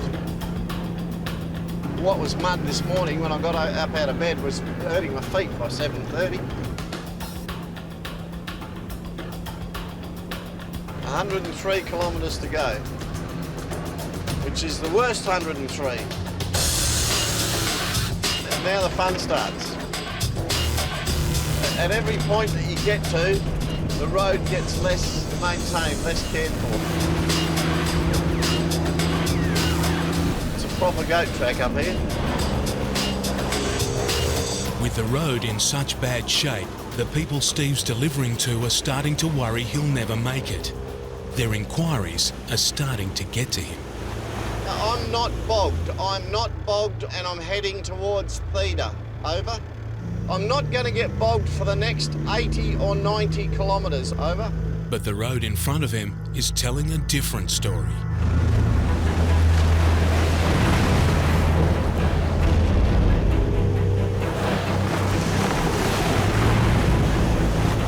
People are running around like chooks with their heads cut off.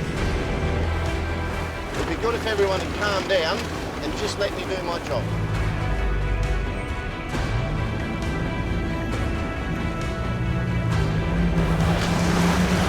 People are making phone calls in every different direction because it's rain, thinking, wow, this is it, the wet season's coming.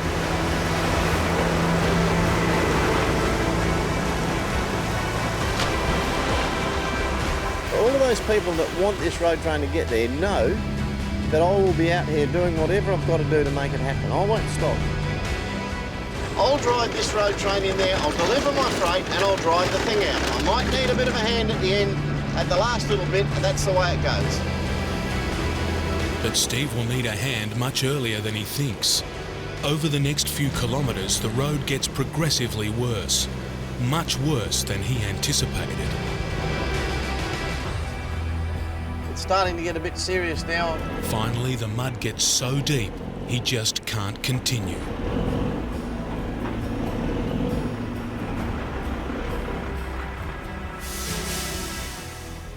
The people waiting on Steve's supplies are now seriously concerned that he's not going to make it.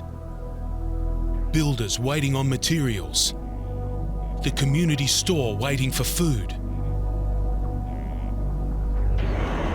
As a last-ditch attempt, they send out a grader to try and pull him through before the weather gets any worse.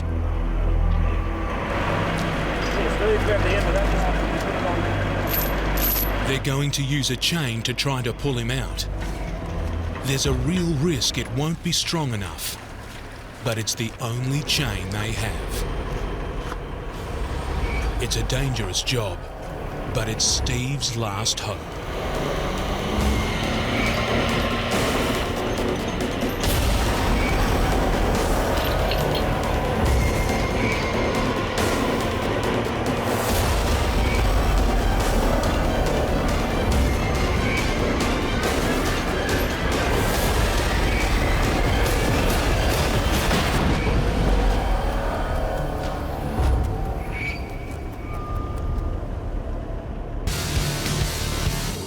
Outback truckers. Hook into those trucks and get going, mate, or I'm just going to wheel out.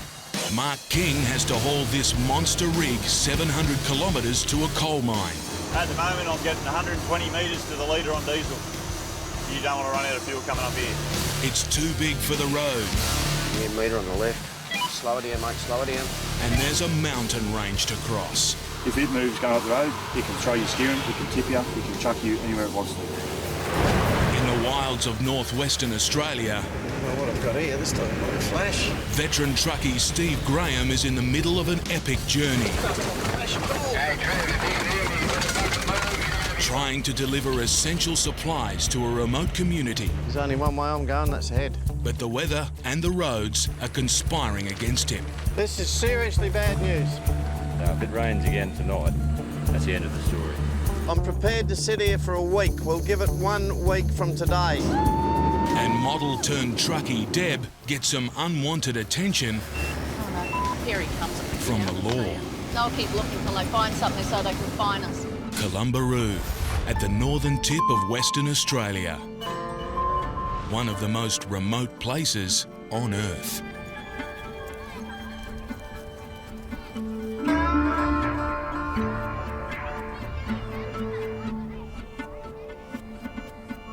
The community here can't survive without supplies sent by barge from Darwin and by road from Perth, 3,000 kilometres away. Veteran Perth truckie Steve Graham has been trying for more than a week to get his road train into Columbaroo. On the one hand, I'm bogged, but on the other hand, I'm getting out this side because the side where the aluminium steps are in the sun, I can't put my feet on them because they're that bloody hot. It's been an epic struggle against the roads and the rain.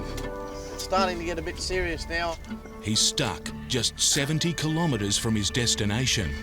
But on these tracks, travelling 100 metres can take more than a day. I'll split this road train up. I'll pull the lead out and I'll come back and get the dogs. I'll take the lead up there past that wet bit. There's a huge amount of interest in this road train getting up there.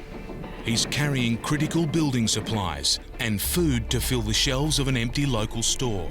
Every day, I've had people that have got an interest in this load making phone calls to me asking as to how the food for the store's going, which has got to keep everyone going over the wet season. A whole community is relying on Steve to make it. He's managed to get the prime mover through. The water that's laying there doesn't worry me, it's the slippery stuff getting up to the water. But there are still 2 trailers stuck and only a single chain to try and pull them out. It pings, that's the one that can take someone's head off.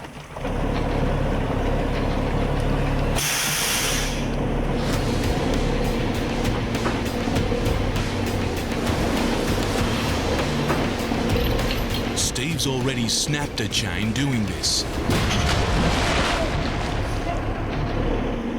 If he doesn't get this right, he'll break the only chain he has left.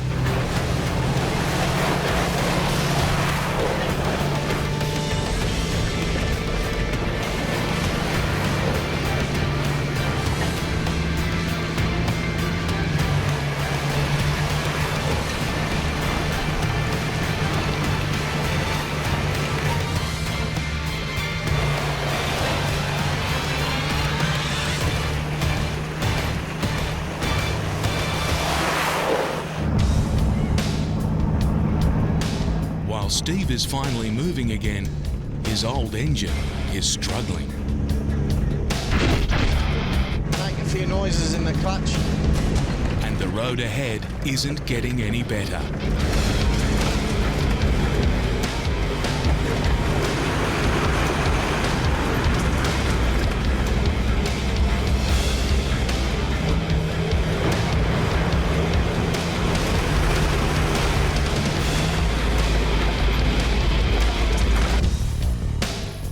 The road is the homestead of the Theda cattle station, and 20 kilometres beyond that is this.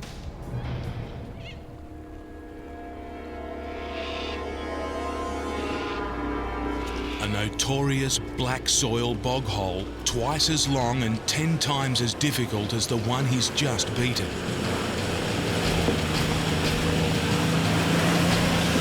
A struggle for a 4-wheel drive. A nightmare for a 50-metre, 100-tonne road train. That bog hole's been my nemesis since before this trip started. I've had videos sent to me of that bog hole when I was in Fremantle, loading these containers.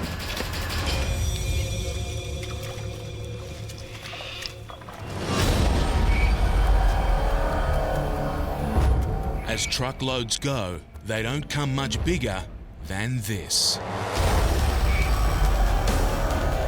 8.5 metre wide, 100-tonne mining dump truck destined for Queensland's booming coalfields. Problem is, someone has to get it there, from Brisbane to Rolleston in central Queensland, crossing the mountains of the Great Dividing Range. Need a radiator for it, mate. ASAP. 1084. The man with the mission is Mark King.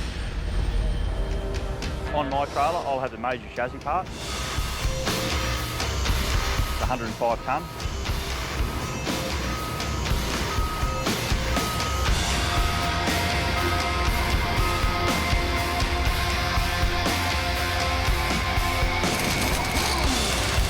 Then the wheels, they're about 6 tonne each. We'll put a couple of those on each flat top trailer. And the cabin and the handrails, there's another 4 tonne in those, they'll go on another truck. So there'll be myself with a chassis and 2 accessories trucks. That's just to get the chassis to site. And then there'll be another truck later on that'll actually have the dump truck parts. The load can only travel through the city at night, putting pressure on an already tight deadline. And that's why we have to leave Brisbane at midnight, because we've got to sort of be out of town, off the road, before the people get out of bed. The hauling truck is an 80-wheel flatbed, and mechanics have discovered a problem with one of the sets of brakes. Right, mate, so you've got the Allen key bulb in there. It'll be chopped out, yeah. 80 tyres on the ground here and a set of brakes for each of them. And you have one that blows out, it can take out a couple more with it. Deadline or no deadline, it'll need fixing before they can leave the depot. 180 tonne going down the road, and we're dealing with general public. You get someone that just pulls straight out in front of you or something, you want to know that you've got enough braking power there to pull the whole load up. Stop out and have a look how bad that thread is inside the housing. I'll be happy when the brakes are all going, because then I know when I'm sitting up the front of it, I've got that pedal on the ground that's going to work.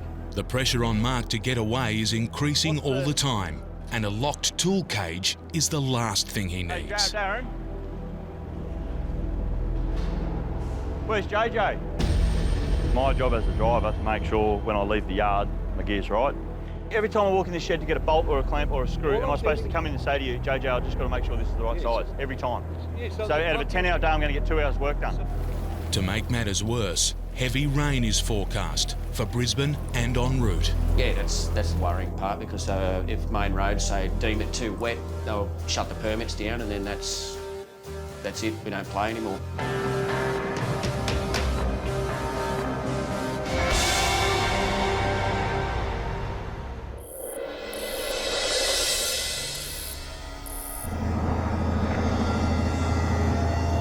In the central Australian desert, on the road to Alice Springs, ex-model Deb Drew is into the 4th day of a 7,000-kilometre trek from Melbourne to Darwin and back.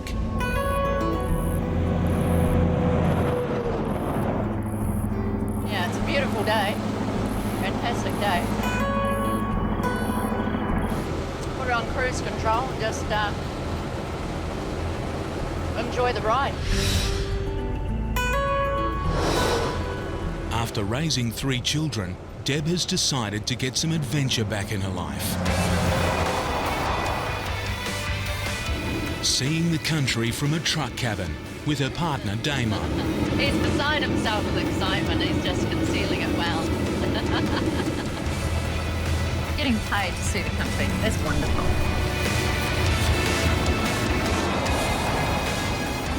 My daughter has not been particularly approving of my choice of current vocation.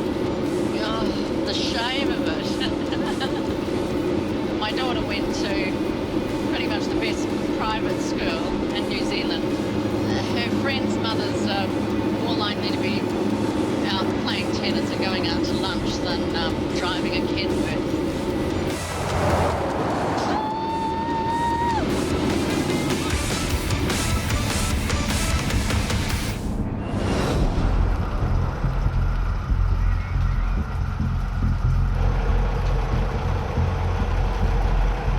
Close to midnight at the depot in Brisbane, wide load driver Mark King is waiting to set off on a 700-kilometre trip.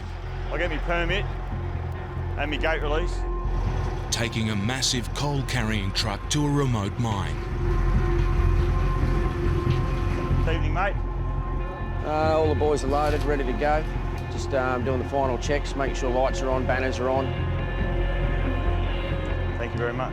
Mark not only has to negotiate the roads, he also has a load of bureaucracy to deal with. This is all my permit paperwork, all the different things we've got to go through. There's police permit, Energix's clearance for the wires, Ergon Energy's clearance for the wires, Optus leads, Queensland Rail, main roads permit for all my weights.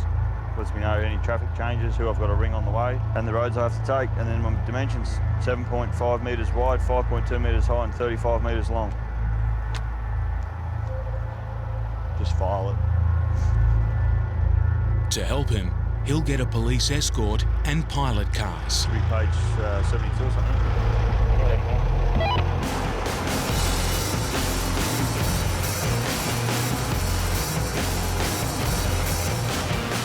Leaving town's stressful. Your stress levels come up, blood pressures are up. I'll duck around on his left. Watch his left if you want, Jim. And we head up the highway. I've then got 2 or 3 pilot vehicles with me, a couple of police cars. It's my job to make sure they're doing their job and they're in the positions that they have to be in for road safety.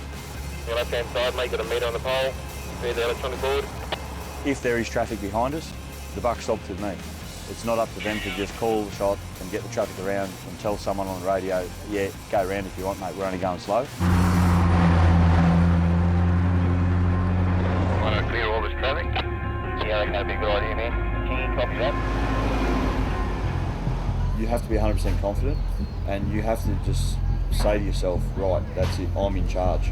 I'll take advice from other people, but the buck stops with me because if it goes pear-shaped, I'm the one they come and see. The midnight start means there'll be fewer cars to worry about until morning.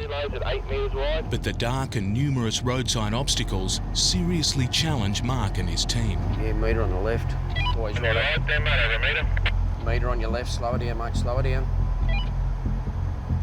Nice and straight through there, mate. No. Try and straighten him up a little bit there, mate, if you can. Hold that line, brother. When I'm driving up the road, I might as well not even have mirrors on my doors because all I can see is the load. And just can't judge the distance between the back of the load and the pole that we're going to sort of sneak past or something like that. So yeah, here's your eyes down the back. Yeah, he relies on what we say and he's just got to try and pick his line. Righto, bend it. Other thing is with these self-steering trailers, they track differently to a traditional trailer. So as you turn the wheel and the prime mover bends on the turntable, it hydraulically operates the wheels and they turn. So that helps you get around corners. Otherwise, you'd never steer something like that with with 10 axles. The convoy has hardly travelled any distance when it hits trouble. Copy that wide load heading westbound on the Logan. Yeah, mate. Yeah, you got a lane closed right ahead of you, mate. Probably about a K. There's an enormous road laying machine taking up 2 lanes. You're gonna have to move it, mate, eh? Yeah, well, they got half the road taken into a pavement, so... The convoy should have been warned about the blockage before they left the depot. Right, well, if you could get onto them, please, mate, because we're coming through. Do you just want me to get out in front and see what's going on up there?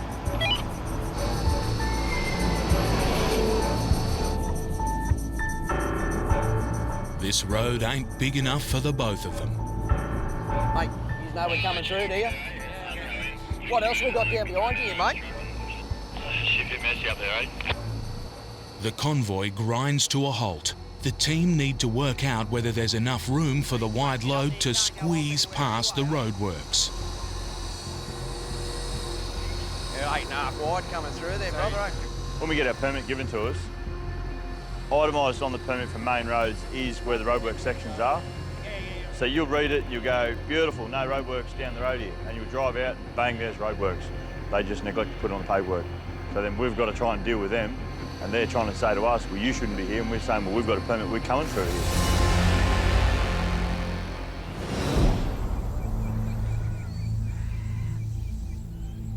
In northwestern Australia, Steve Graham is resting up before he tries to get his road train through this notorious bog hole.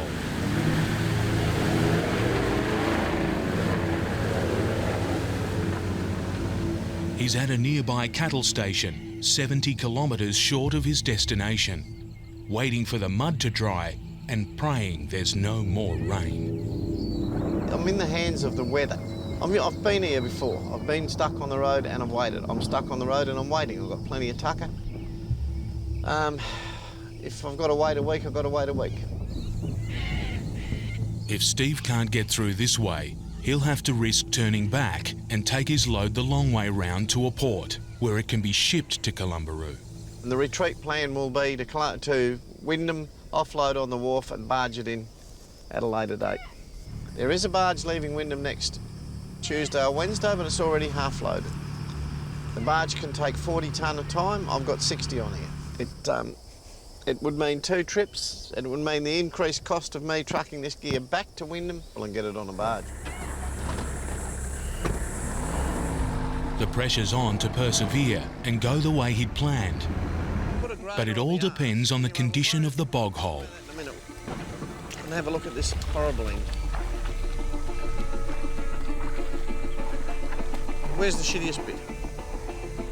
If it doesn't rain, and it's not going to rain for the next few hours, I'll give this a go late this afternoon.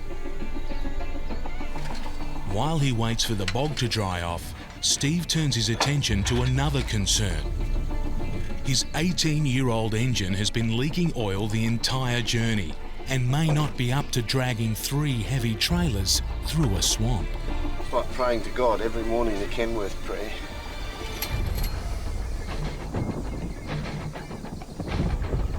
Well, this poor old motor has got here. It's done a mighty job to get here. It's starting to run a fair bit of coolant out of the heads and things. It's not good. After 2 weeks of blood, sweat and mud on the road, tea and scones at the homestead sounds like a good idea. The scones are as good as ever. I thought you had a hard time, Steve.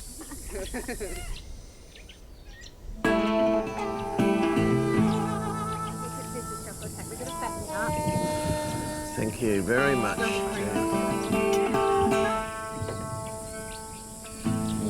Beautiful. If everything had gone to plan, Steve could have been home by now. My daughter was talking to me on the phone.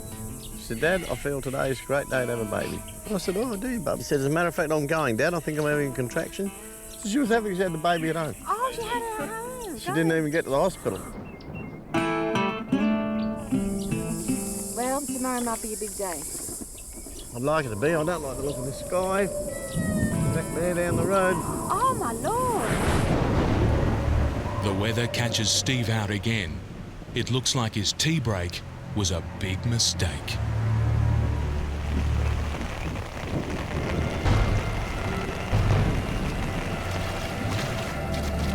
I came out here a little bit earlier, a couple of hours ago. It was hot. This was dried out considerably. There was just a little bit of water on the right-hand side. I went back to the station and had a cup of tea and scones, and I should have stayed here and done the grading because my window is only early in the morning. I can get a window in the morning of a couple of hours. I'll have to grade that then let it dry out to the next day to attempt to get across there. So what my cup of tea and scones cost me is a day. It's soul-destroying, mate. It's soul-destroying.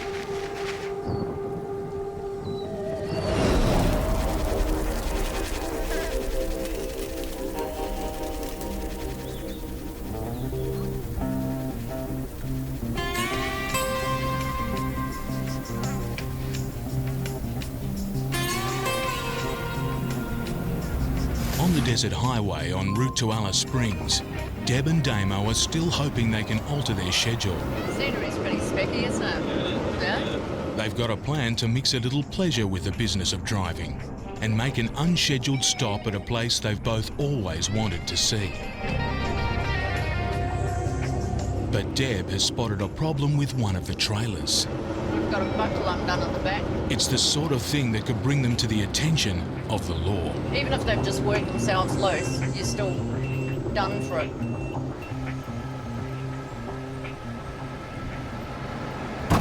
They just kind of work themselves loose sometimes, and we actually get fined for that. If it's for every buckle that's undone, it's worth about $125 in fines. Even if they work themselves undone and that's just happened, too bad.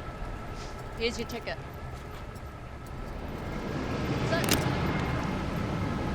our way. But while Deb's been tightening the straps, a passing transport patrol has spotted her. I'm fine, I'm not broken down or anything. I just stopped to do stuff. Yeah, no, I'm good. See you. Put your bloody clipboards away, for fuck's sake. They stopped and bloody thought that there was something up. Oh no, here he comes. Oh, they're traffic inspectors. They've stopped. Because I'm stopped. Hello. Good. Yeah, no, we're good. Yeah, no, I just pulled over to, Oh, what a good idea. He's going to check some things while we're here. Yeah. Good. Fabulous.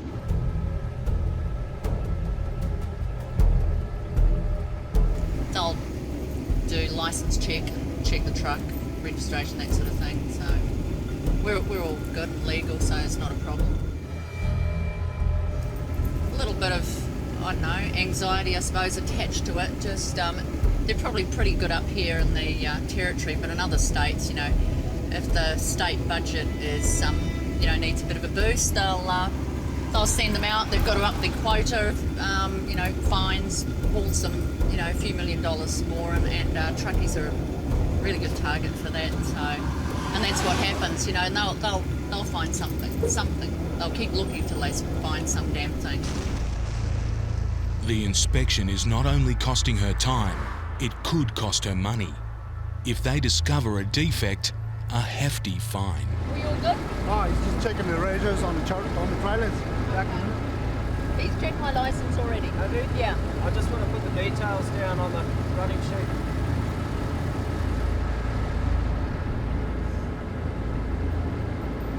Thank you. So they check my license, and they're checking the registration. That the registration is up to date on the truck and trailer. Whenever you get pulled up, you sort of, I don't know, I mean, it's all, it's always, we do everything legally and all that sort of thing, but it's always sort of like, oh shit,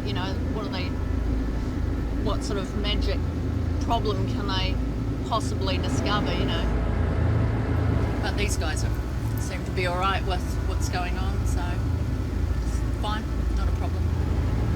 Bye, bye-bye, lovely, see you, bye. After some tense moments, Deb and her truck finally get the all clear, but the stop has cost them time. Another delay, and their plans of a sightseeing side trip will have to be scuttled.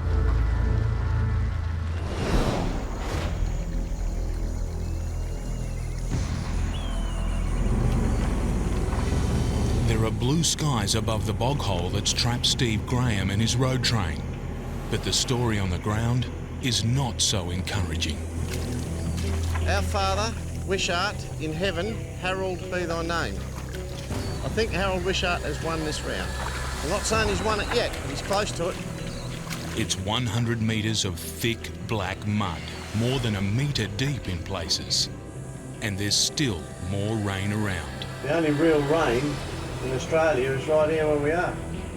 I was 100% positive that I'd get this load in the last 70 odd kilometres to the destination. I'm only 70 kilometres short of it. If the road's washing out and there's a great gully forming in the road, well then it's beyond me. Then I need local government to to rebuild roads. It's the decision-making process is way beyond me. Then I can just simply put the alternatives to people who want this load in there, who want the food in there, who want the building materials in there, and it's up to them at that point to call the shots. I've had lengthy discussions with everyone involved. I'm prepared to sit here for a week. We'll give it 1 week from today. No rain tomorrow? Monday, no rain. I'd have a go at it. I'm still got a feeling that we may get a window of opportunity sometime within the next week. Over. The situation is so dire, graders have been sent from the community Steve's supposed to be supplying. But he's got trouble getting traction there himself. Food and building materials are long overdue. You need your stuff off that road train down there? Contractors are relying on him. We're ready to start doing some work, but we need fencing gear, which is on the truck. Well, we're not working, we're not getting paid. We've got to put something up to get paid. So. patience is starting to run out. They offload some of the freight in the hope they can get it the rest of the way on the back of four-wheel drives. It's a plan until Steve gets more bad news on the weather front. Just been told that they've had 5 inches of rain at Columbaroo. There's a river between here and Columbaroo. Rain has made crossing it impossible. Now, everyone's stuck. Don't rush. Columbaroo just had 5 inches of rain. Well, You're here tonight, mate. Nice food, lovely people. Welcome to my world, gentlemen. A world of sadness and gloom where you go off to do a little, you just say, right, I'm going to do this today, and then rain buggers you up. and you know what? I wanted to be a trucker years ago. Geez, I'm bloody happy I changed my mind. It's Outback trucking. Shit happens. This is where we're at.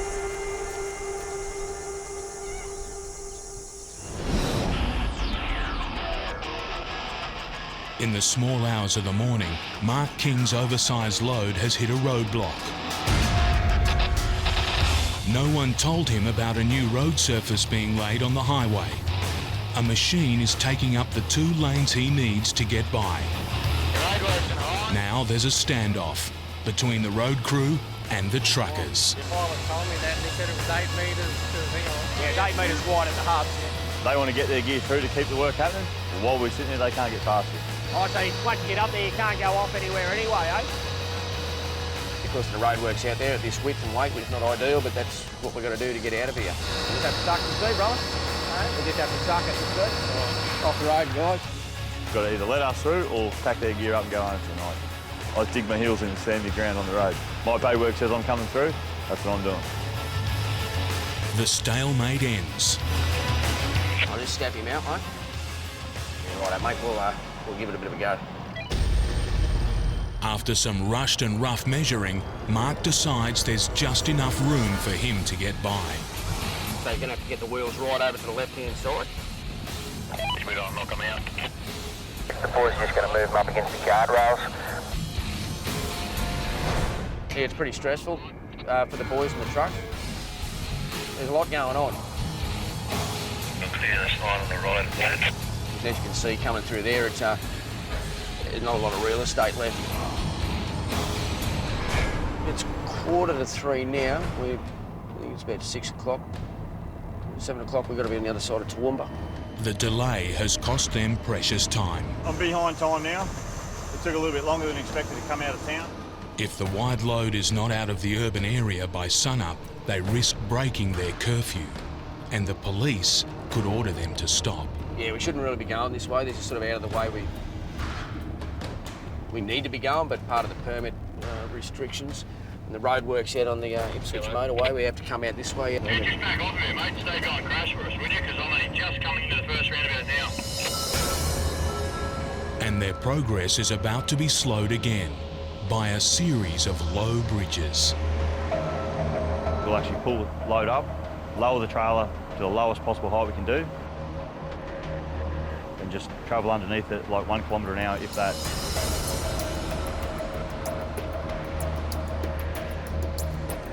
With someone standing up on the top with a 2-way radio talking to me, guiding me under that bridge.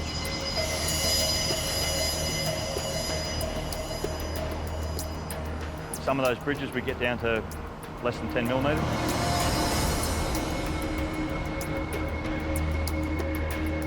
There's no room for error.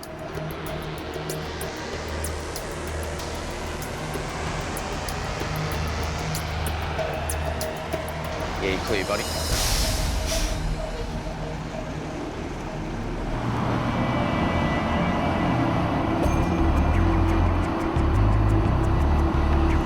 Truck's running good, trailer's following nicely behind me, all the steering's okay.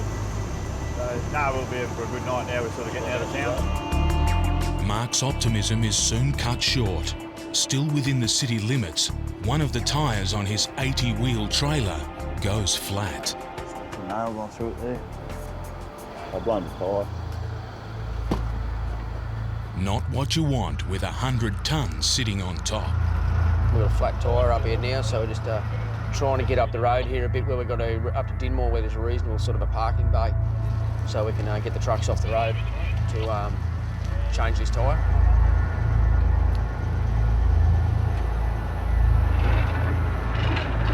While you're on the road, you're doing the maintenance. If there's a tyre that's gone, you change the tyre. You can't afford to just park up and wait a day for a mechanic to turn up, because while you're parked there, there's pilot vehicles staying with you and there's police pilots with you. You're paying them per hour. Could cost you $3,000 in outgoings for the escort vehicles that sit with you.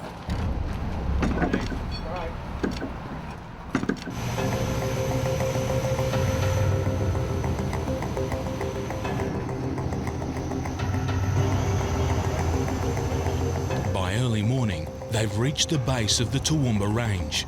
To get to the top is a punishing 6-kilometre climb up a 1 in 6 gradient. Hopefully we don't have any issues.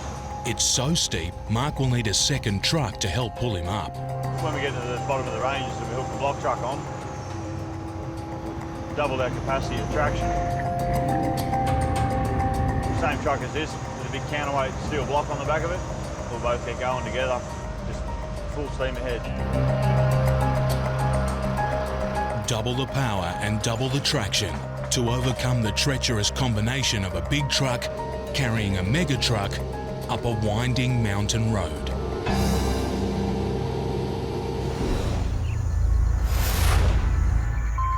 Steve Graham's road train has been stranded at a remote cattle station now for 5 days. Rain has been filling up a bog hole that Steve needs to get through.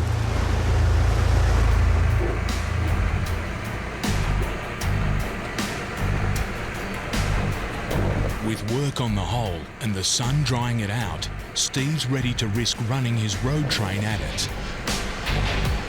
In a few minutes, another couple of little tidy-ups, I'd be able to get my prime mover at least to that big clump of dirt there, at least to that point there. It's amazing how optimistic it makes you when it doesn't rain on it for the day.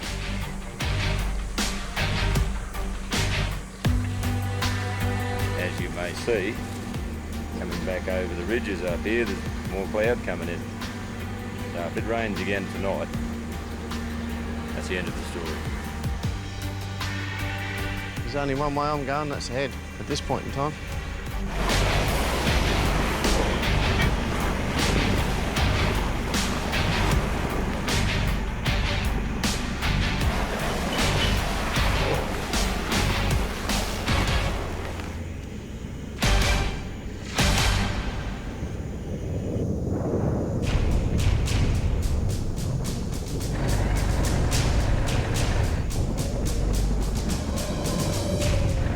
If Steve doesn't beat the bog hole, he's stranded.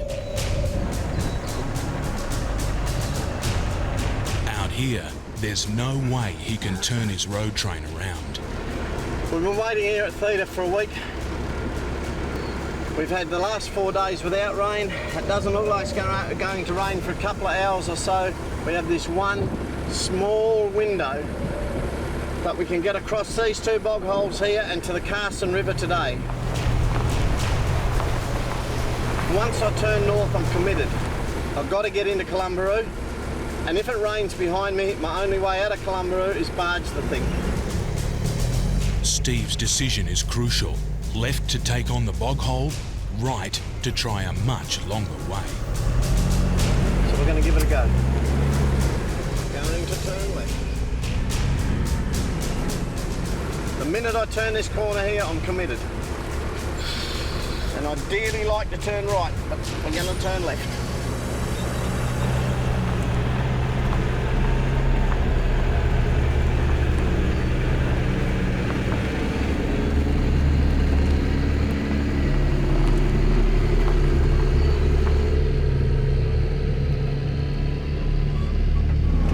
It's going to make a mess of the windows. Holy shit! Maybe not. Yes. The clouds have gone away a little bit. I'd like to think that, you know, I've got 3 or 4 hours to play with these bog holes.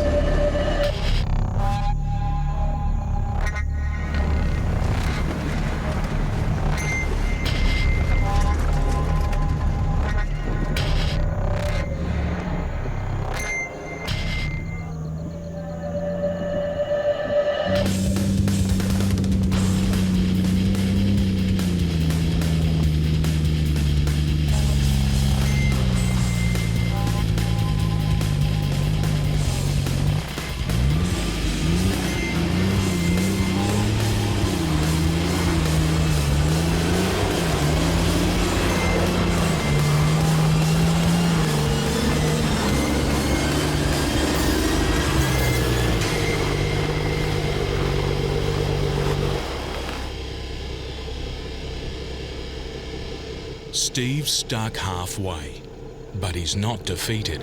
I'm feeling good. I got to where we said. The chain should reach to there. We got to where we wanted to get. Was that tyre near enough? I should be able to pull it through from here. I've got to keep going. There's rain coming. From here, all hope rests with the chains.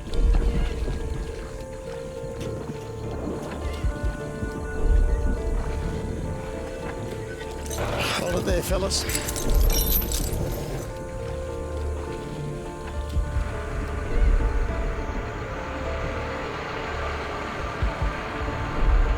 One toot is go. One, two stop. And two stop. Now, it might look like nothing's happening. Just keep them going. Until you hear that double horn, then shut them down. Please.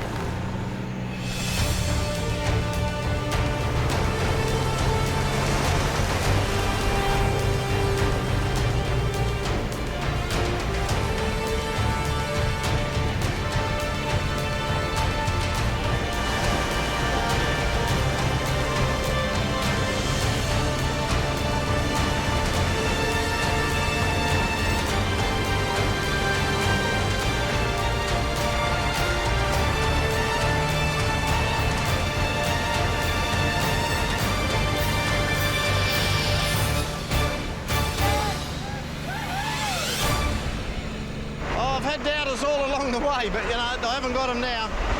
He did know what he was doing. He maintained focus and he knew what he was doing. See what you mean when you get in. Well done. Steve's been on the road for 2 weeks. Now he's within hiking distance of his destination. That's the confidence booster. Tonight, the other side of the Castle River. The river is the final obstacle of his epic 3,000-kilometre journey. It's flooded, but passable. If Steve can cross it, he's home. But first, he has to make it to the riverbank. I don't know what I've got here this time, like a flash.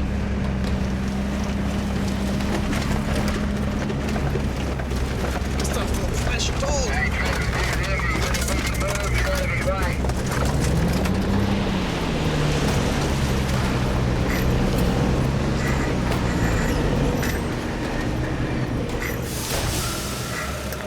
I need a grader with a stiff bar back here, fellas, quick.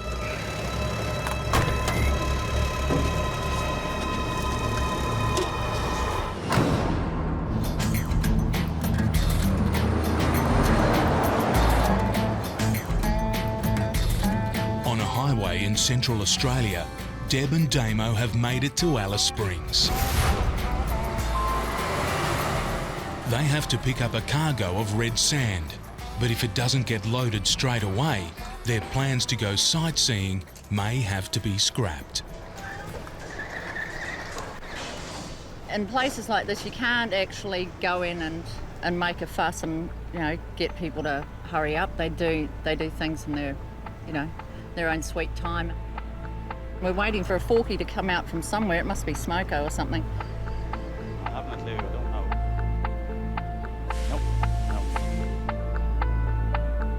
Nope. I really wish that they'd hurry up. Waiting to get loaded is one of a trucker's biggest frustrations. This is kind of part of the job, just sitting and waiting. We've been waiting for this to be loaded for over 3 hours now.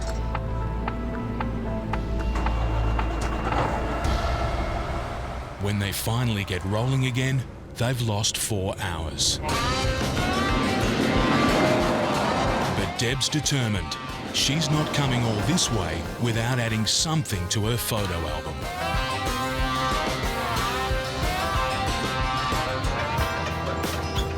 Just going to drop the trailers here. We're only taking the prime mover out to the rock. Ayers Rock is a 600-kilometre round trip. It'll take them the best part of a day to get there and back to the trailers. Deadlines and deliveries can wait. No one's going to stop Deb making this destination. And we're on our way now, finally.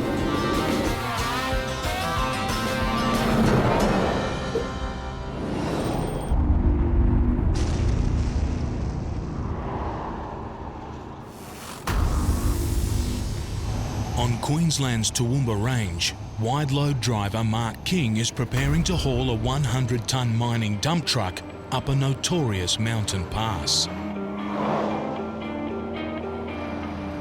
The load is so heavy and the mountain pass so steep, Nick, guide Scotty, would ya? it'll need 2 trucks to haul it. No, when we launch from here, I'll push you out, because this is dangerous. A lot can go wrong. If it does, it's Mark's job on the line. I'm 175 tonne, mate. It's critical everyone in the escort does their job properly. And listen, not have the stereo on. I just put it out there, this is me, this is how I am. If you don't like it, don't talk. The pull of the 2 trucks combined is a massive 1,250 horsepower, dragging 180 tonnes. Once they start, Mark doesn't want to stop. Other road users are going to have to get out of his way. Hook into those trucks, get going, mate, or I'm just going to wheel out. Coming through as fast as they can. Typical wide load driver. Oh, yeah, whatever.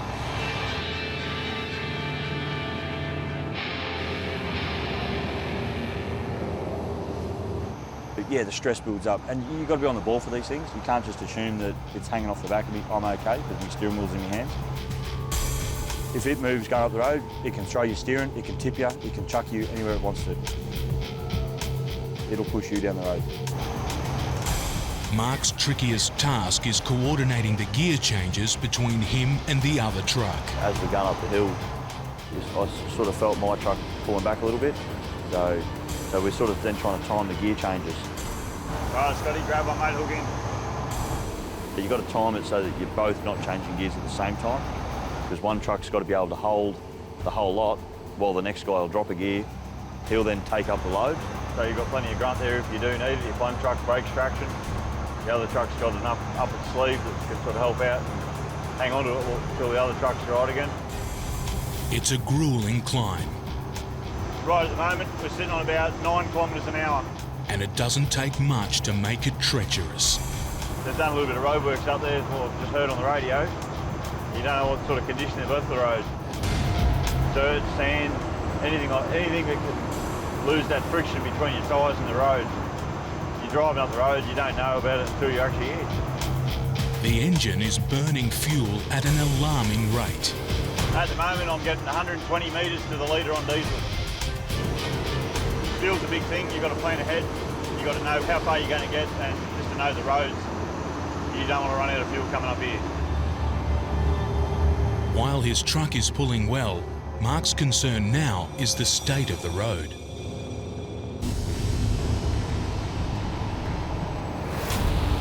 On a hot day, the road will actually bleed. All it is just the heat of the asphalt, the oil's coming out of the asphalt, and as all the trucks and whatever's driving across it, it seems to just massage the road so that it ends up slippery. Once the road gets soft and you've got too much drive weight, your wheels spin, you don't actually slide the tyres on the top of the asphalt, you'll dig holes in them.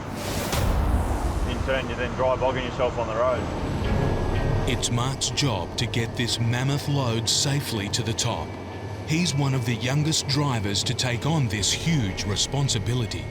I'm towing one of these module trailers. Apparently in the industry it's looked upon that you must be an old bloke to drive one. The average driver in the transport industry is around 50, 55. I'm 32. Stress levels, they're up a bit while you're going up the hill. If something goes wrong, there's a lot at stake. 90% of the loads that I cart are mining equipment, up around the 100-tonne payloads.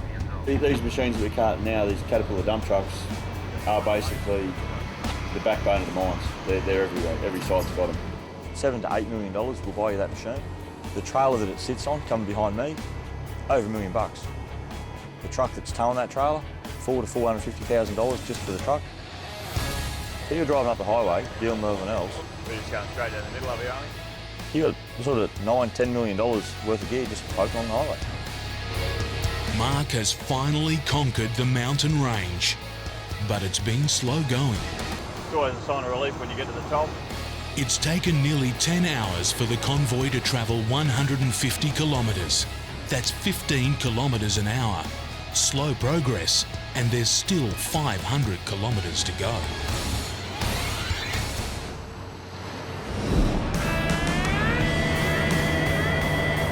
Deb and Damo are starting to realise just how far off the highway the world-famous tourist attraction of Ayers Rock really is. You think they would have put closer to Alice Springs? But when it comes into view, the drive has been worth every minute. Holy cow. Wow, that is amazing. Look at that. What? I can't believe I'm really here.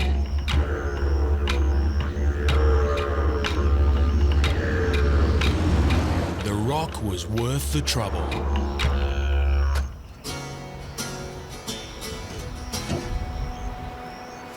Yeah? Yes, so. Right. Thanks. It's another place to cross off her must-see list. Another reason this ex-model and mum dusted off her trucking licence and took to the road. Getting paid to see the country is wonderful. Isn't it stunning? Wow, finally here.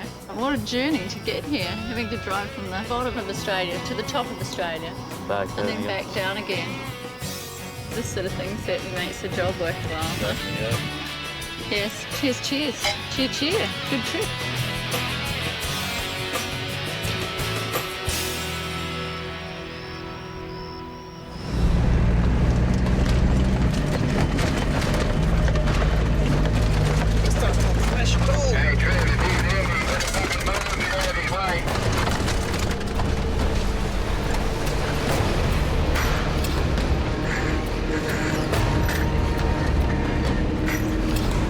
Steve Graham's road train has come to a sudden and violent halt. Need a grader with a stiff bar back here, fellas, quick.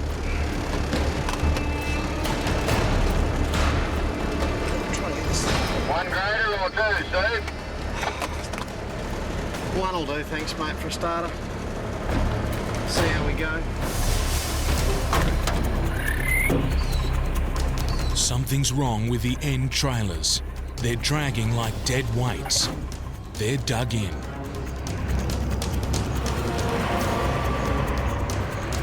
The graders are Steve's only chance.